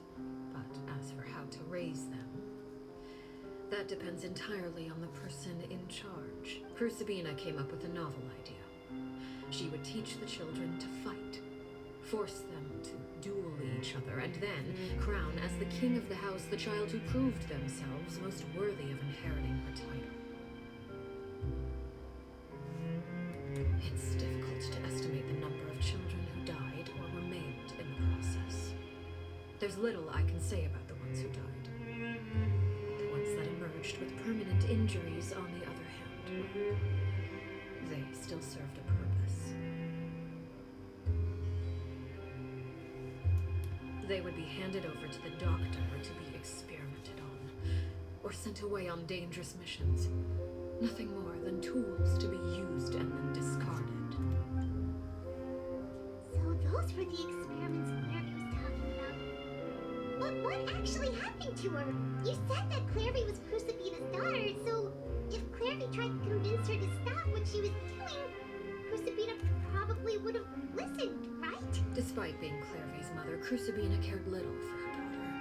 She forced Clairvy to join the House of the Hearth only as a means to demonstrate her own impartiality as a mother, to prove that she treated all her children equally. Clairvy did try to convince her mother to change her ways, but it was to no avail. After her efforts failed, the only other option was to rise up and try to fight back.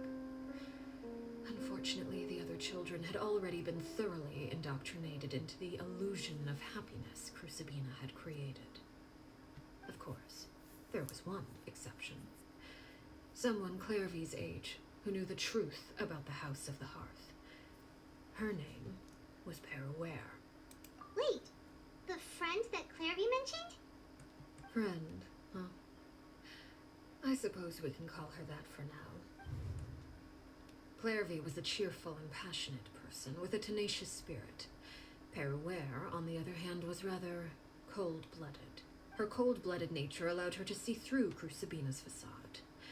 Yet, it was also this cold-bloodedness that prevented her from acting against it. At least at first. While Clairvy longed for freedom, Peruware was convinced that, amid all the fighting and violence, she would make it until the end. Despite their differences, the two became fast friends, united by their knowledge of the truth.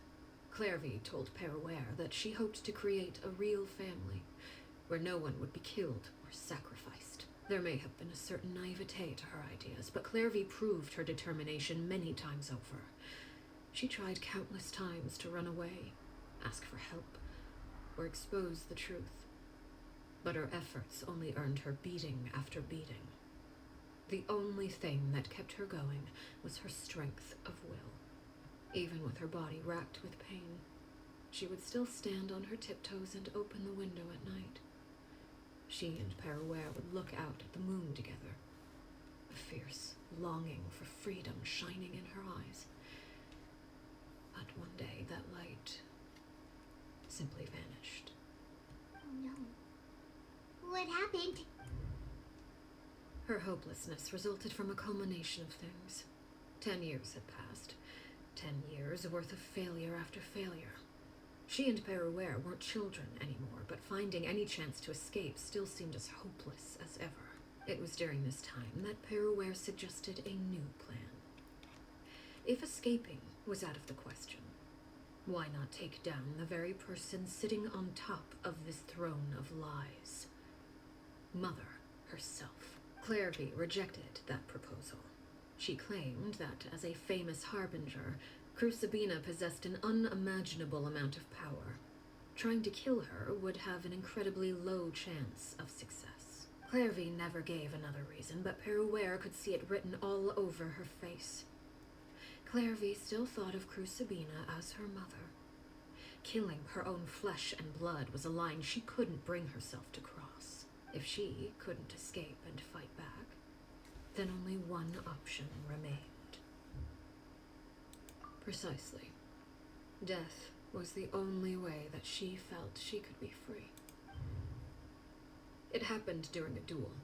When she arrived at the dueling ring that day, her partner turned out to be none other than Peruware, the very person that had stood by her side all those years. It was a fierce battle, but ultimately, Clairvy decided to let Peruware end her life. From that moment on, Peruware's journey was one written in flames. When the rain finally came and washed it all away, there she stood, the sole victor in Mother's endless game of slaughter. A trail of corpses strewn across her path to success. It was the very result she had predicted 10 years prior. Even then, she believed she would make it until the end. She wasn't surprised by the fact that she emerged as Mother's undisputed heir. Rather, her success left her with an inexplicable sense of restlessness. She was unsettled, and there was only one thing that could quell that sensation. Perhaps you two would like to take a guess as to what it was? Crucibina, you mean? But... Correct. This is the place where Peruware killed her best friend. A mere year later, this is also the place where she fought tooth and nail to kill the mother they shared. The moment she acted, any conception of what was right or wrong ceased to matter. It's one of the principles of the house. Only those who survive get to write the rules. Peruware won the battle, and became a harbinger herself. After which Her Majesty, the Tsaritsa, bestowed upon her a new name. Arlecchino. So the Perry Clairvy was talking about, it was you all along. your Perlware. Arlecchino is just a name you got later.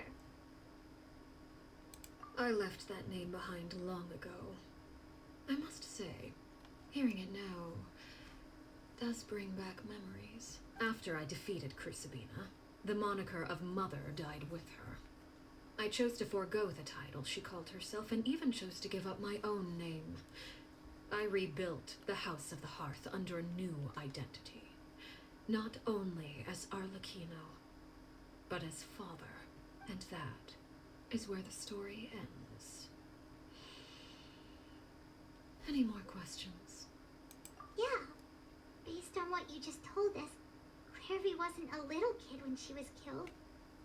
So the Clairvy we met, was she really a spirit at all? I suppose you could call her an illusion born of flame. Her existence is like ashes to a fire, something left over in the wake of blaze and ruin. You see, a certain power runs through my veins. It's not unlike a curse. My flames leave behind shadows of anything they consume. Of course, the chances of those shadows morphing into a sentient entity are exceedingly slim. Clairvy is a very special case. Clairvy died when she was 16 years old, but what emerged from the flames was her 6-year-old self. Her appearance wasn't the only thing affected. Most of her memories were lost to the blaze as well. Memory is a mysterious thing indeed. Losing a portion of your memories will alter your sense of self. Lose 10 years' worth, however, and it would be like living in the past. Like returning to a version of yourself that never grew up. No wonder Paimon got such a weird feeling when we were talking to her. Perhaps I should put it this way. Clairvy is someone trapped in time. It may seem like she exists with us in the present, but she truly lives in the confines of her own past. So if all of that is true, then you must have known about Clairvy for a long time. Indeed. She's a rather volatile and unstable entity. Sometimes she would look after the children.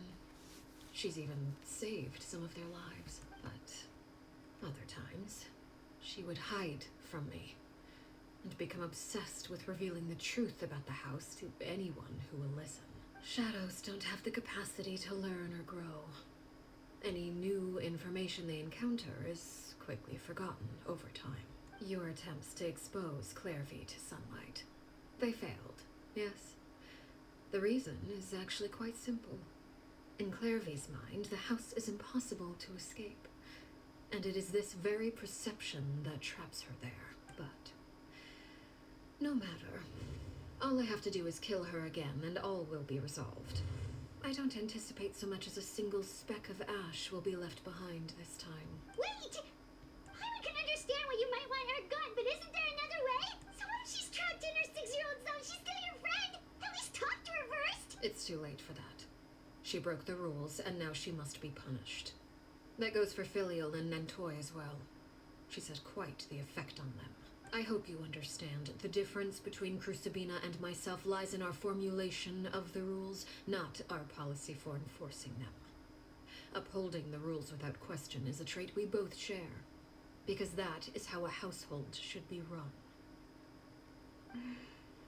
Is this really what you want to do? Whatever. Voice lines from Lumine. Oh my god. Don't you Yes. want to say a proper goodbye at least? Whether as a killer or as a father, there are two things that must be avoided at all costs. Anger and sorrow. Anger makes you impulsive. Sorrow causes you to waver. Well, it appears it's about time to proceed. Before we arrived, I told some of my well-behaved children to bring our troublemakers here by nightfall. I do believe I've kept my end of the deal. I gave your friends quite a bit more time. As for what happens now, we'll just have to wait and see.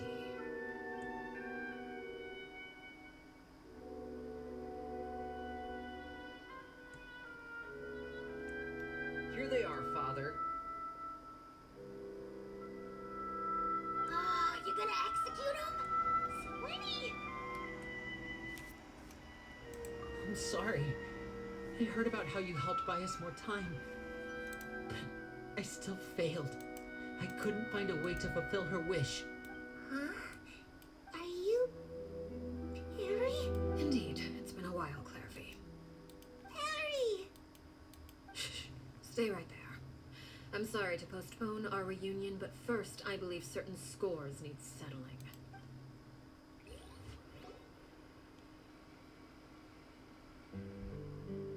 Father, let me explain. Out of my way. Father! You chose to conceal a threat to the house, and for that, you must be punished. Overall, however, I suppose your wrongdoing is hardly the most egregious of the bunch, so I'll deal with your punishments later. As for right now, the more pressing concerns are the traitors among us. By traitors? Do you mean us? Father, let me explain. We didn't mean to... Fultz, why don't you share what you heard? Yes, Father. Secret midnight meeting number 3. Participants, Filial, Nantoy, Sato, Toddy. Nantoy clearly said, if only Father wasn't the one who took us in. Sato added, I'm sick of this life. I just want to live as a normal person. Filial was the worst of them all. She called us crazies and said a bunch of mean things about Father. I did not! You're lying! It's not like I'm the only one who heard those things. After that, you and Toddy and a bunch of other people started talking about Clairvy. You were using all those things Clairvy brought up as an excuse to question Father. We're birds locked in a cage. The only way out is to destroy it. That's what you said, wasn't it? You little... You just want me gone, don't you? What did I ever do to you, huh? And you, Sheplo, have you forgotten who stood by your sickbed? You're wrong, Filial. We don't want you to die. You're our family. Liar. You wouldn't be doing this if that were the case. We all live in the House of the Hearth. You know the type of work we do, Filial. A single betrayal can cost dozens of us our lives. It's not like it's never happened before. That kind of thing is hard to forget. That's why the House of the Hearth cannot tolerate any form of betrayal. Ever since we came to Poisson, you've had 7 secret meetings. A lot of the things you talked about really crossed the line. You've been spying on us for half a month? Wait a second. Now that I think about it, the move to Poisson was just a way to make it easier to spy on us, wasn't it? Because we were all in one place. You've had this planned all along. Filial, Nantoy, I owe you both my life. I owe Clairvy too. Hey. If it weren't for all your help after How's I it got going? poisoned, It's getting I wouldn't be standing good. here today. If this were any other situation, I Potter? would do No. anything to repay that kindness. It's I pretty think it's long. coming Even if soon, it though. cost me my It's pretty life. long, huh? It's pretty long, but 8 hours is a bit of stretch. Rules are rules. I'm sorry. My hands are tied. Maybe 2. So far. Oh, okay. I've been streaming for 3. Why? That's enough. I feel so much better. We made a mistake. And we Refresh. should own up to it. We broke the rules. Plain and shut up. simple. I love you. Now we have to face the consequences. I'm sorry, Sheplo. Fultz. I'm sorry, Father. We accept our punishment. Chapleau, according to the rules of the House of the Hearth, how should these traitors be punished? All those who betray the house pay with their lives. And so it shall be.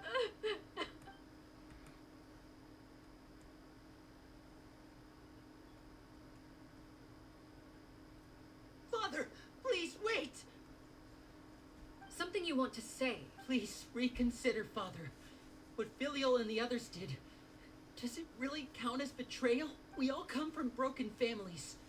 From the very first day we joined the House of the Hearth, we wanted nothing more than to make it a real home. But the truth is, none of us know what a real home should look like. I'm not saying I have all the answers. All I know is this. Killing Filial and the others may uphold the rules, But doing so will only bring us further away from being a real family than we've ever been. So please, Father, please, reconsider. I agree with Linny. Father, please. Linny, you... I also agree with Linny. An order, once given, cannot, however. Given the extent of your determination, I suppose we shall have to go about this a different way. Draw your weapons and face me. Our weapons? Father, are you referring to a duel? Precisely. The rules of the house will not be altered. Traitors must be punished. However, resolving disputes with a duel is also one of our rules, one that also applies to me. Demonstrate a sufficient showing of strength, and I shall offer a concession. Wait. Impossible.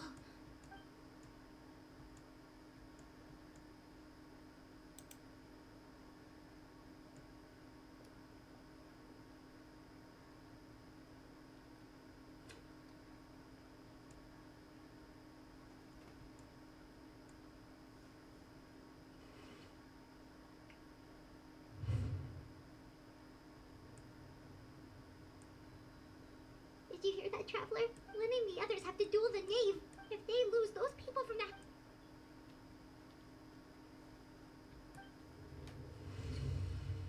Don't you want to say a proper goodbye at least? Anger makes you impulsive. Sorrow causes you to waver.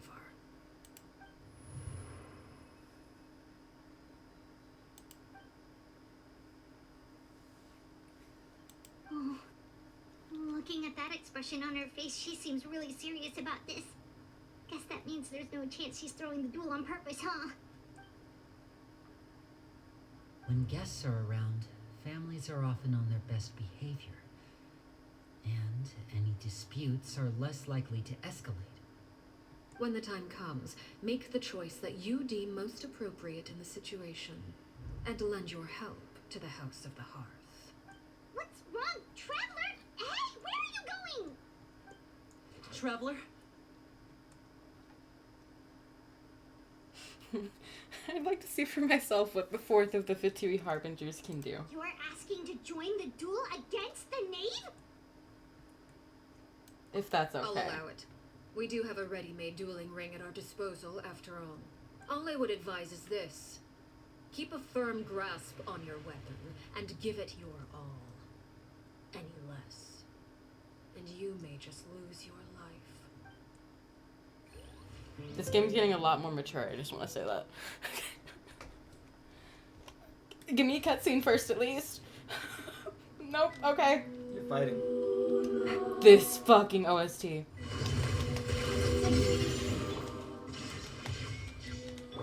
Closer now.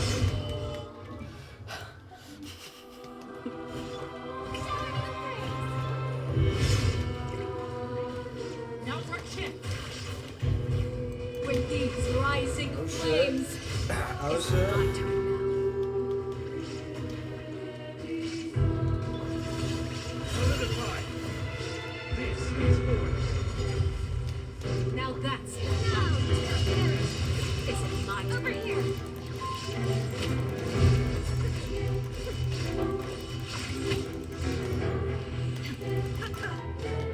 With the fall of darkness, Get ready. destruction shall rise.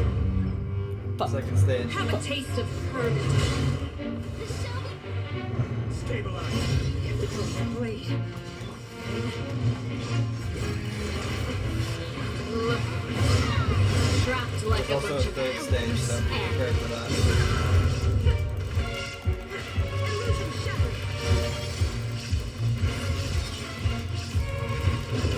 Now's our chance!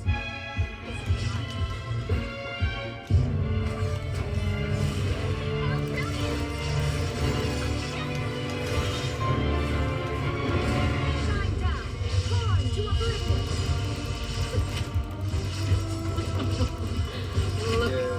Yeah, third stage. Spare your energy. So start doing big AoEs. Solidify.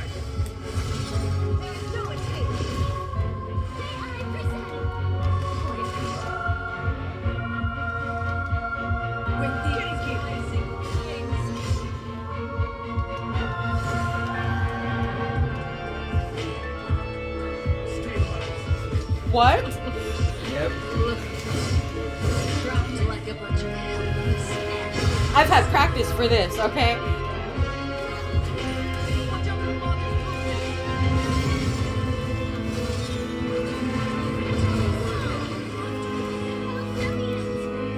Not bad. You proved to be a worthy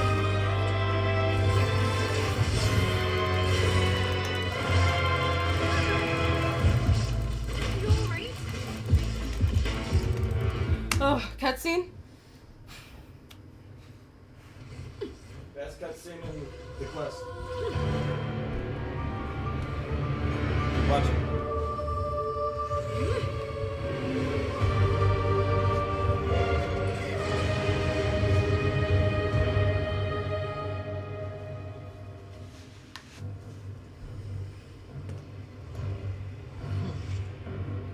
That's her actual final stage. There's 4 stages in this fight. I knew this was coming.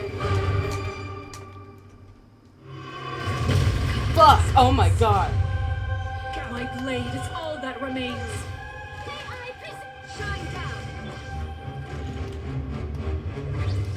Oh.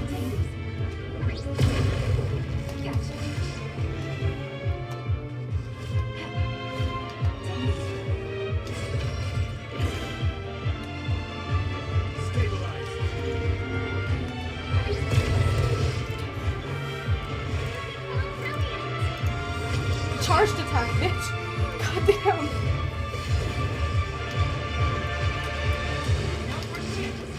Over here. The sun and moon have set. Only the moon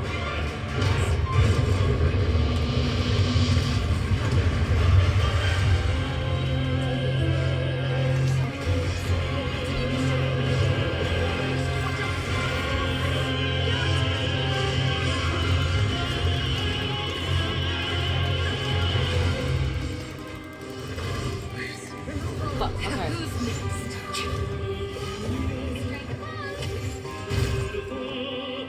Solidify.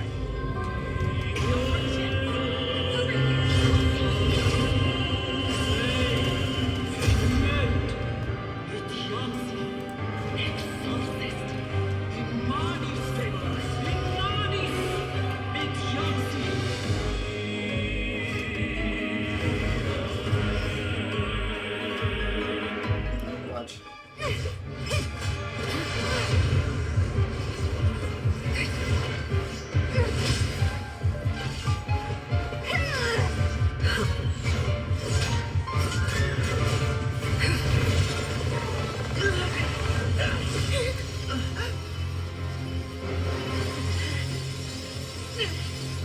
You should know better than to crowd in one place.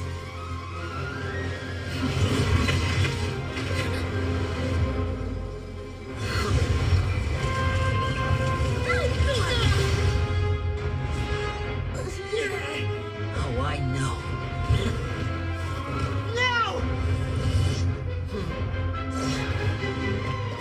I'm sorry, Father.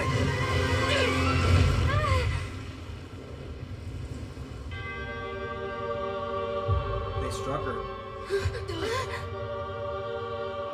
Sorry for what? This pitiful excuse for an attack. Didn't do shit though.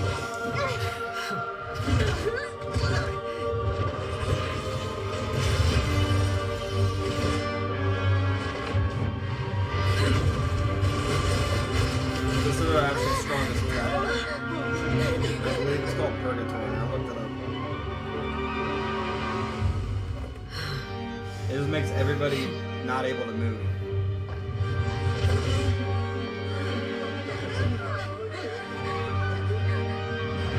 Oh, she's not doing it yet. Wait, this isn't Purgatory. My bad.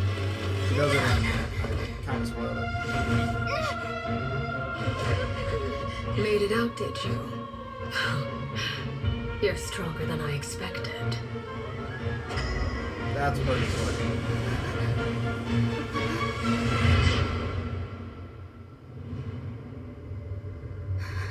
This is like when you went into the Shogun's mind. People are saying it's like Monkey Shine. She Itachi. She's scary, dude. Oh my god. Don't worry. You lose. You lost. Still, not strong enough to beat me.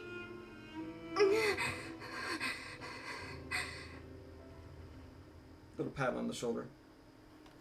Dude, oh my god.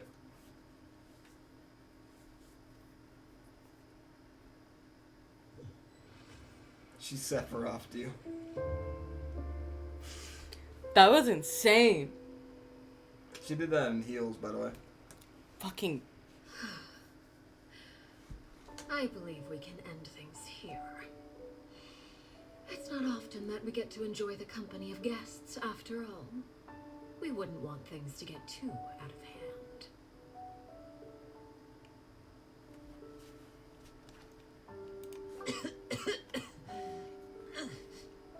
Brother, are you alright?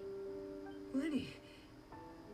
Given that I am the victor of this duel, as agreed, the punishment stands. No! I never thought things would end like this. However, everyone involved in the duel demonstrated a remarkable level of strength and determination. In light of this, I'm prepared to change the method of execution. Elwar, the bottled flames I gave you for safekeeping. Do you still have them? Yes. I wasn't sure what they were for, but I kept them super safe. I didn't lose a single one. Wonderful. Then, in just a moment, I'll have you administer them. Bottled flames? Indeed. They're the product of a secret experiment. Under certain special circumstances, flames can be extracted from my person and preserved. Once ingested, searing pain will spread across every inch of your body. No harm will come to you physically, but your memories will be burned away. If you can withstand the pain. When you awake, you'll have forgotten everything you know about the House of the Hearth, and will be expelled from the organization. In other words, administering this concoction will kill the version of you that grew up in the house, and give you a new identity.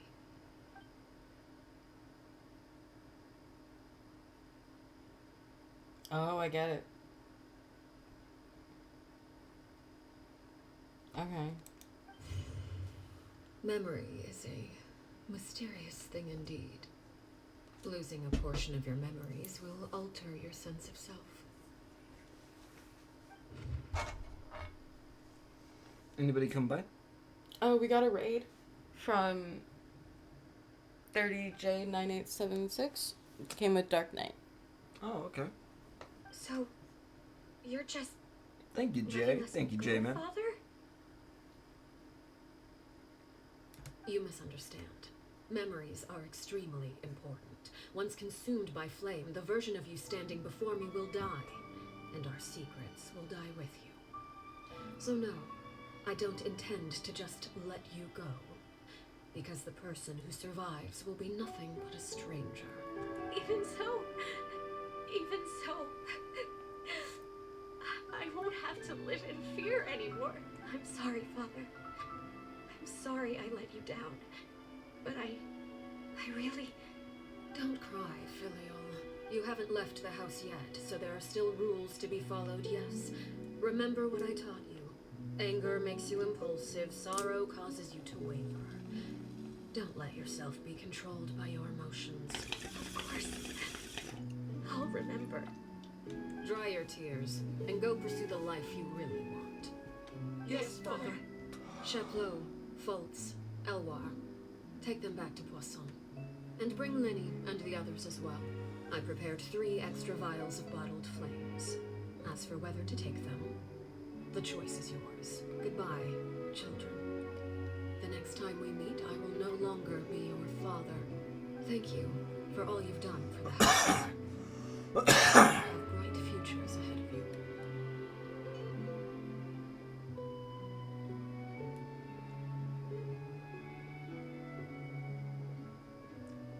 father. Let's go.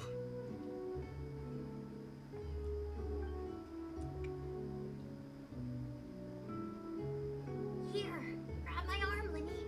I'll help you walk back. Thank you.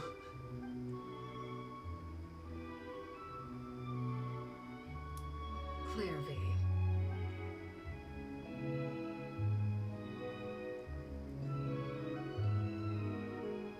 Weird panning there, but okay. Waiting for nighttime, because Clarevy can't go into the sunlight. Oh. Can we talk now? I've been waiting for a super long time. You really are Perry, aren't you? I haven't seen you in so long. How come you're all grown up? Wait, did I somehow travel to the future on accident? Or am I dreaming? What a long dream. Neither. You died, Claire V. That's what happened. You could have at least sugarcoated it a little. Look, she's done speechless. She said, She's like, oh, dear. golly. Oh, golly gee golly. Oh. Okay then. Huh? That's it? You accepted it just like that? Yep. If that's what Perry says happened, then I believe her. Perry wouldn't lie to me. Plus, I don't really need to know why I'm like this. I'm more curious about what happens in the future. If you're a harbinger now, Perry, that means Mother is gone, isn't she? No, she's a Can platypus. you tell me about it? I want to know what happened to her. And to me. You never stopped trying to defy fate. At first, no one believed you. You could only vent your frustrations to the moon. In fact, you often sought comfort in the night sky.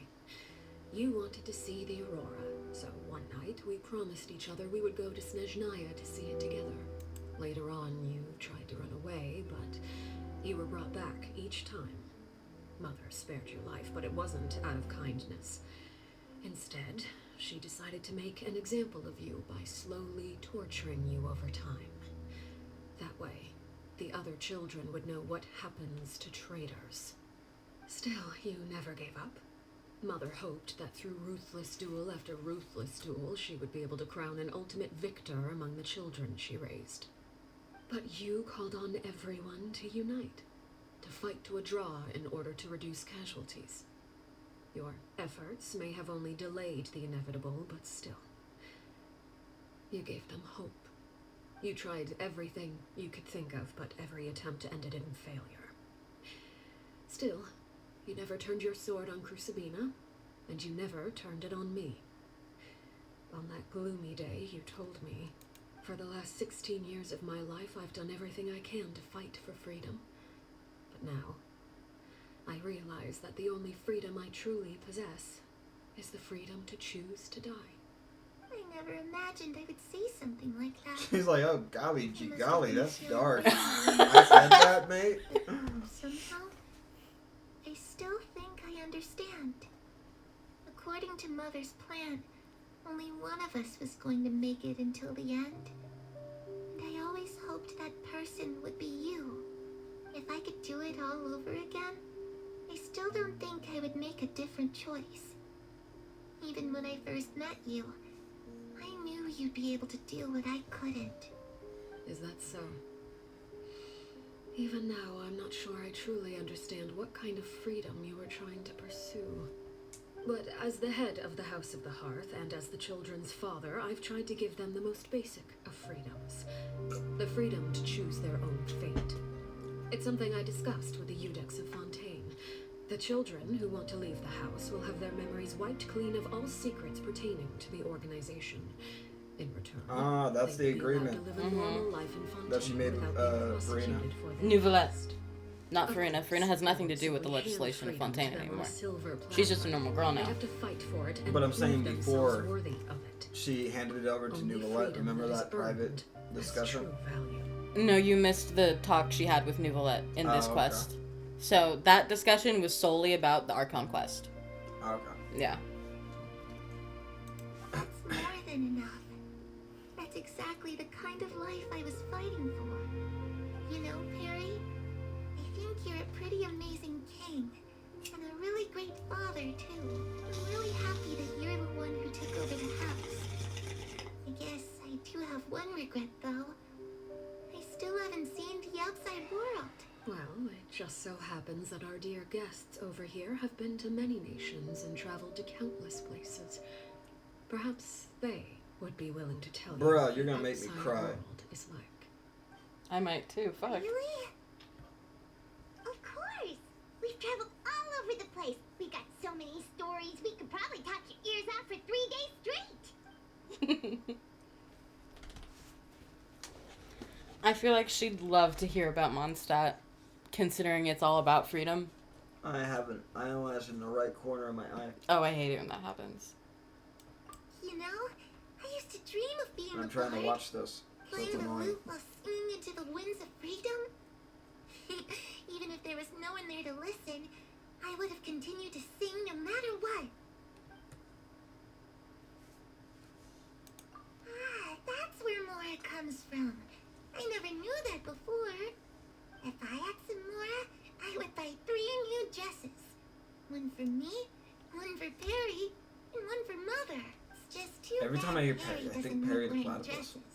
Can she call him Arlecchino? She probably She knows wouldn't her as accept something Perrier. like that I either. know.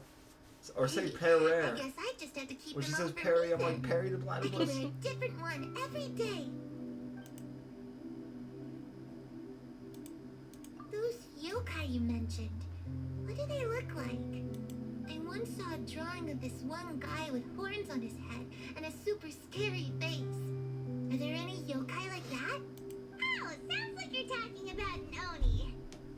Yep, we've met one, and let Paimon tell you, they're not nearly as scary as they look. I was always too afraid to skip Mother's fighting lessons. But at the academia, I bet you could do all sorts of secret things in class. Things that have nothing to do with studying. I'm just kidding. Being able to study whatever you want without having to fear for your life actually sounds pretty great.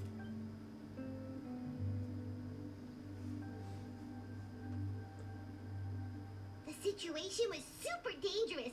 Lenny and Lynette were accused of committing a crime, and they were going to have to stand trial at the Opera Epicles. Oh no, that must have been hard for all of you. Don't worry, we were able to turn the situation around so quickly. I'm on, of course. How'd you do that? Come on, tell me. Paimon detective. Okay, so it was like this. After the failed magic show, we rushed to the scene and...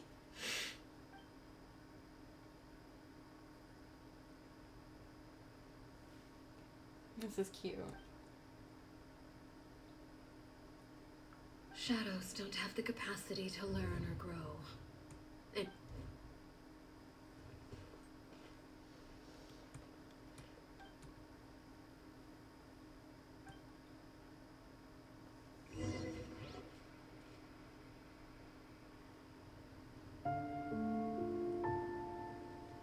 Clairvy, You're about to cry again. you've worked tirelessly from the shadows to overthrow the House of the Hearth.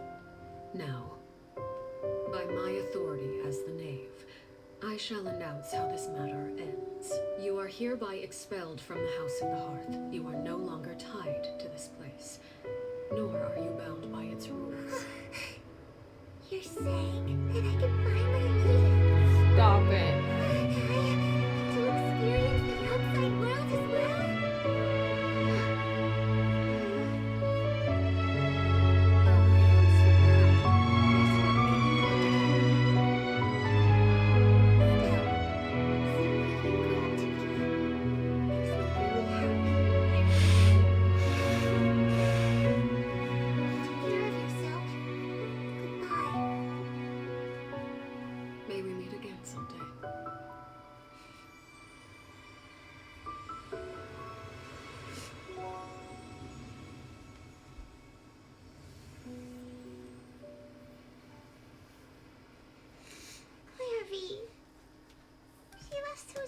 It's okay to cry. Don't get mad at yourself. You're the one who gets mad at yourself for crying. I also have No, I certain just animate sentiments myself for the towards camera. it. I say my Tell her thoughts out that loud. The aurora I saw in Snezhnaya was just as beautiful as the ones in the pictures. But the shadow's memories reset at dawn. Had we delayed any longer, we wouldn't have had the time to say goodbye. Whatever regrets may linger, let them be lost to the coming of a new day. Father? It's Linny! Hey, Linny!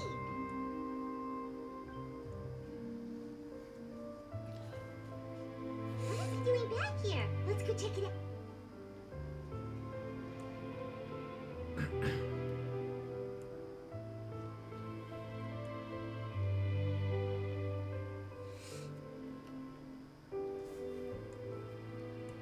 Father, the bottled flames have been administered. Filial and the others have left the house. And you? What have you decided? Thank you for giving us that choice, Father. But we never wanted to leave the house. It's the only home we've ever known. Lynette and Fremine feel the same way. They're recuperating back at the Hotel Bouffe d'été. But I decided to come back and tell you where we stand. I'm sure you're well aware of the expectations I have for you. I want you to follow in my footsteps and become the next king of the house.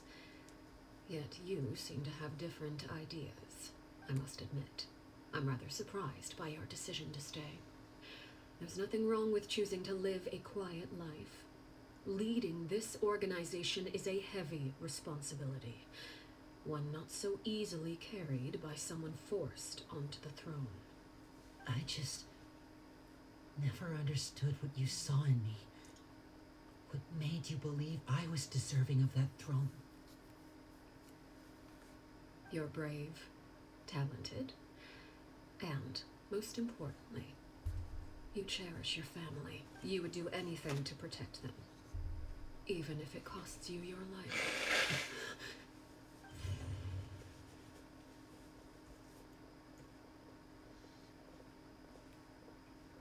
Speaking up back there was so brave of you, Linny. It's all thanks to you that we were able to convince Father to back down. You're a hero, Linny. Hero. Father is the real hero. Had Father gone all out during the duel, there's no way I would have walked away with my life. She must have had it all planned from the beginning, from the very moment she suggested a duel. I'm not deserving of that title. I'm not strong enough or smart enough. You're wrong. In my opinion, all you need to be deserving of the throne is conviction and the necessary strength to act on it. We may have different ideas of what it means to be a family, but you can hardly be said to lack conviction. What you truly lack is strength. For someone of your talent, though, that's something that will come with time. Even without that strength, you still chose to face me in a duel, even though the odds were stacked against you. That capacity to honor your convictions is what I truly see in you. No one knows what the future holds, what tragedy or triumph may be in store. Being at the head of this organization requires the strength of will to face whatever comes. Caution will only hold you back. If reaching a certain standard were required to go after what you want, I would never have succeeded in killing my predecessor. Back then, there was still a considerable gap between our abilities. Strength may decide the ultimate victor, but those who let a lack of strength dictate their decisions or undermine their convictions will never be worthy of the throne. I understand, Father. Thank you. Children must grow up to surpass their parents. Only then can a family continue to flourish. The road ahead is not an easy one, so I'll ask you one last time. Are you certain you want to stay? You've done so much for me, Father, and that kindness must be repaid. Plus, with Project Stuja at hand, there are many dangers ahead, And I, for one, don't intend to back down. Protecting my family at all costs. That's my conviction. Then you're welcome to stay. As for Project Stuja, you need not be too concerned. If those cowardly businessmen and heartless dignitaries try to take us down, I'm prepared to teach them a lesson. Having members who longed for the light was our organization's last weakness. With those members no longer among our ranks, the House of the Hearth is like a spider hiding in the shadows. We need only wait for our prey to come to us. At present, our imperative is to use their plan to our advantage. In doing so, a crimson moon shall rise amid the frigid blizzards of winter. No demonstration of loyalty shall go unrewarded, and no sacrifice shall be in vain. As for the two of you, whether we meet again as friend or foe, I'll remember the camaraderie we shared in this moment. No matter how arduous the journey ahead, Oh, whoa, that's... I hope we both reach our desired She yawned in my face. destination. We need to get her, like, breath treats. Oh.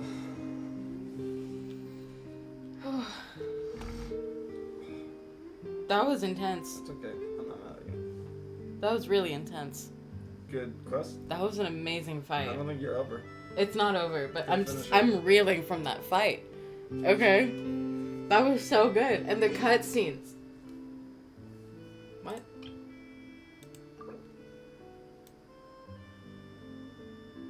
What?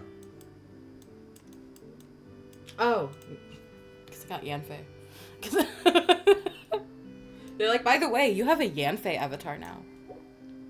Hi, baby. You're small.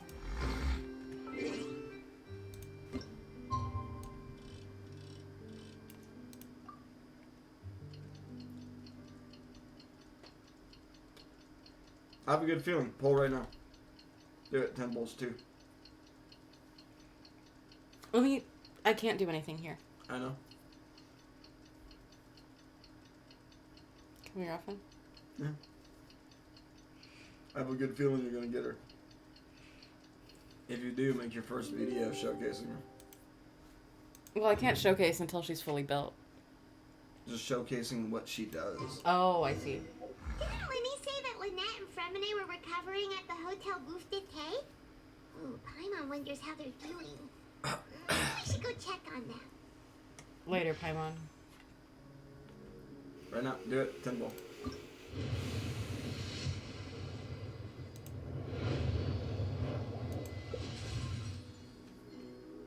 Temple. This is the one.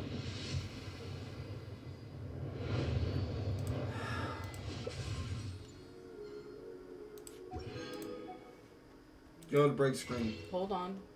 Oh wait, you got some? How many do we got?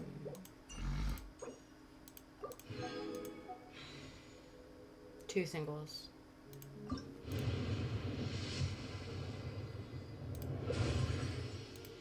Garbage.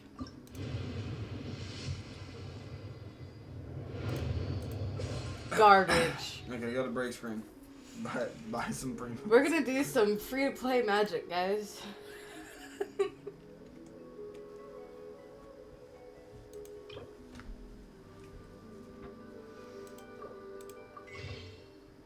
Oh, hand me your phone so I could.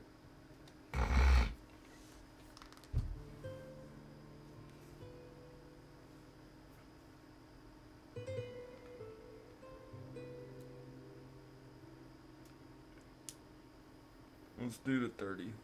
Okay.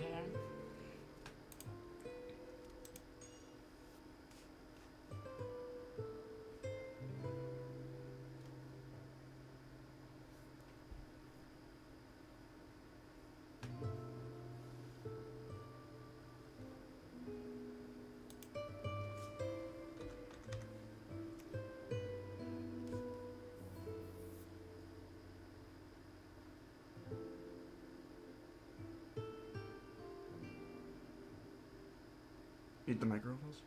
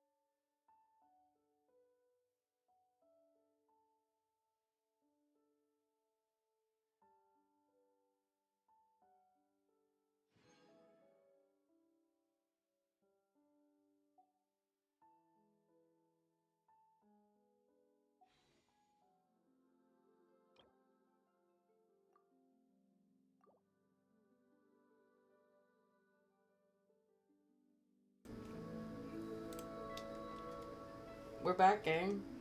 Hi. Okay, go for it.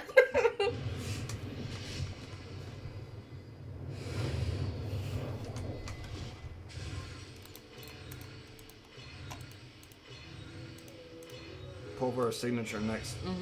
I am the knave, Arlecchino, fourth of the Fatui Harbingers. There you go. The children of the House of the Hearth call me Father. I do hope our partnership proves to be a pleasant one, although I would imagine that should be fairly easy. After all, there's no cause for contention between us at the moment. Wouldn't you agree? This voice actor is so good, dude. She's badass. And I got a shuckling constellation. That never hurts. Now, signature time. Let's see if you Let me make sure. Okay. Okay. So do you know how the weapon banner works? Sure, explain. Let me explain that for anyone who doesn't know how the weapon banner works. So, I'm going to read it. The epitomized path is a mechanic included in epitome invocation, the weapon banner. Once you have charted a course towards your chosen weapon, you will obtain 1 fate point upon receiving a 5-star weapon that is not the one you chose. Once you have accumulated enough fate points, your next 5-star weapon will be the one you chose through the epitomized path. And your fate points will be reset upon obtaining an epitomized path weapon during this epitome invocation. If you do blah blah blah. Basically, it goes up to 3 times. If you failed 50-50 twice, you're guaranteed to get the one you want. But if you fail the 50-50 twice and you don't pull any more, the next weapon banner, that doesn't carry over. That's why people consider it a scam. Because on normal banners, your pity carries over to the next one. You see what I mean? This one doesn't. No. So, basically, if I were to stop pulling after I lost the 50-50 twice, that's just a waste of Prima Gems. Oh. Yeah. However, I'm fine with getting the bow. Because the bow is really good. Let's hope you get this, though. Yes. But the last time I lost my 50-50 on the weapon banner, I got Staff of fucking Homa. So, you win some, you lose some. And even when you lose some, you might win some.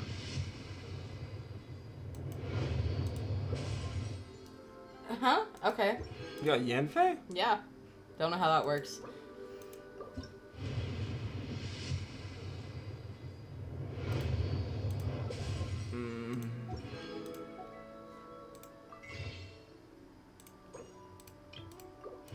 Do some single pulls before you do your last 10.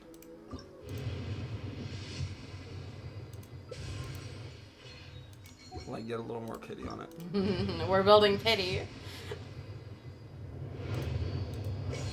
Okay. Come on. That doesn't sit well with me.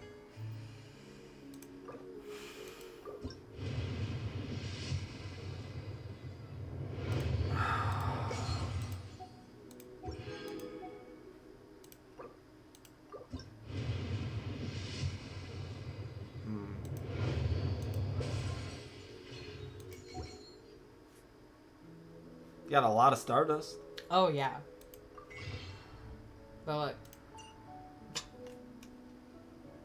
It's only for the standard wish. Damn. But You got Arlecchino. that's fine. I'm more than happy with that. You just grind for her weapon. Yeah. Fine, I'll unlock your constellation. Deep fried's good. I believe I got her. I had that too. Lynette, too.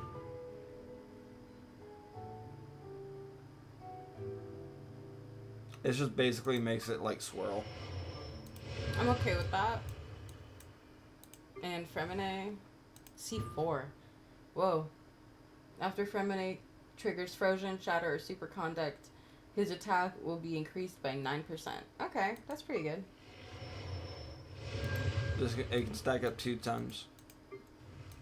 Unlock Yanfei Constellation. Reduces the stamina cost of the charged attack by 10%. Okay. And you. Father.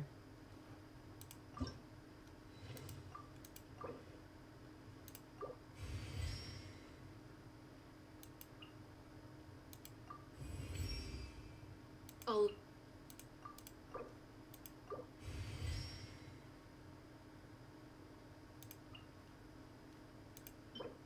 Okay, I need to fight this.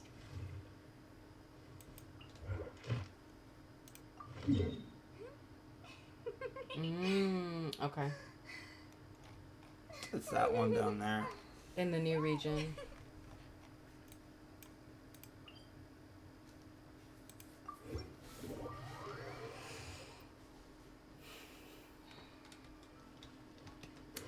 Now I'm gonna have to grind till I get her weapon, and then I'm gonna have to grind some more for constellations for Farina next patch.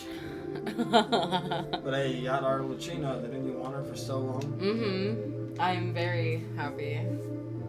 Should I finish the quest first? Yeah. I just immediately came here. That's funny.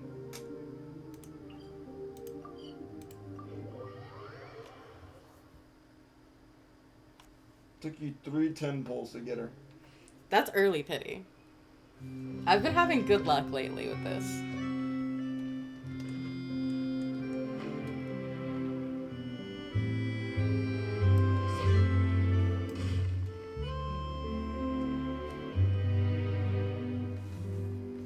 Lynette, Fremine, how are you feeling? Much better. Whew, what a relief. What about you? Are you feeling alright? I'm right as rain. I knew you'd come out unscathed. Us, on the other hand, well... Tell you what, I will make this your you've been first bed video. waiting for 2 days. I'll highlight the quest I and couldn't you even pulling turn her. over. Okay. Thank you. Arlecchino's out, and then I'll make it all clickbaitable. Oh, With my and I SEO wanted to skills. ask, is Clairvy gone? Linny and the other members have left Poisson and returned to the House of the Hearth. According to him, there haven't been any more sightings of a spirit roaming the house. We bid her farewell under a blanket of sunlight. I see. I'm glad. Father came to check up on us 2 days ago and told us about what happened with Crucibina and Clairvy. Actually, I've met Crucibina before. Wait, what? You've met the former knave? Full stop. How old is Arlecchino? Now I'm wondering. How long ago was that fight where she killed Crucibina? You know what I mean? Mm-hmm. Just how long ago was that? Crucibina died a year after. It's like, whoa, what happened there? It was during the year between their deaths that I joined the House of the Hearth. Oh. Crucibina had an extremely cruel and radical way of doing things. While she was alive, the atmosphere in the house was suffocating. When I joined, though, the experiment she valued so much had already come to an end, and all the people involved, dead and injured alike, were gone. Crucibina never talked about the past with us newcomers.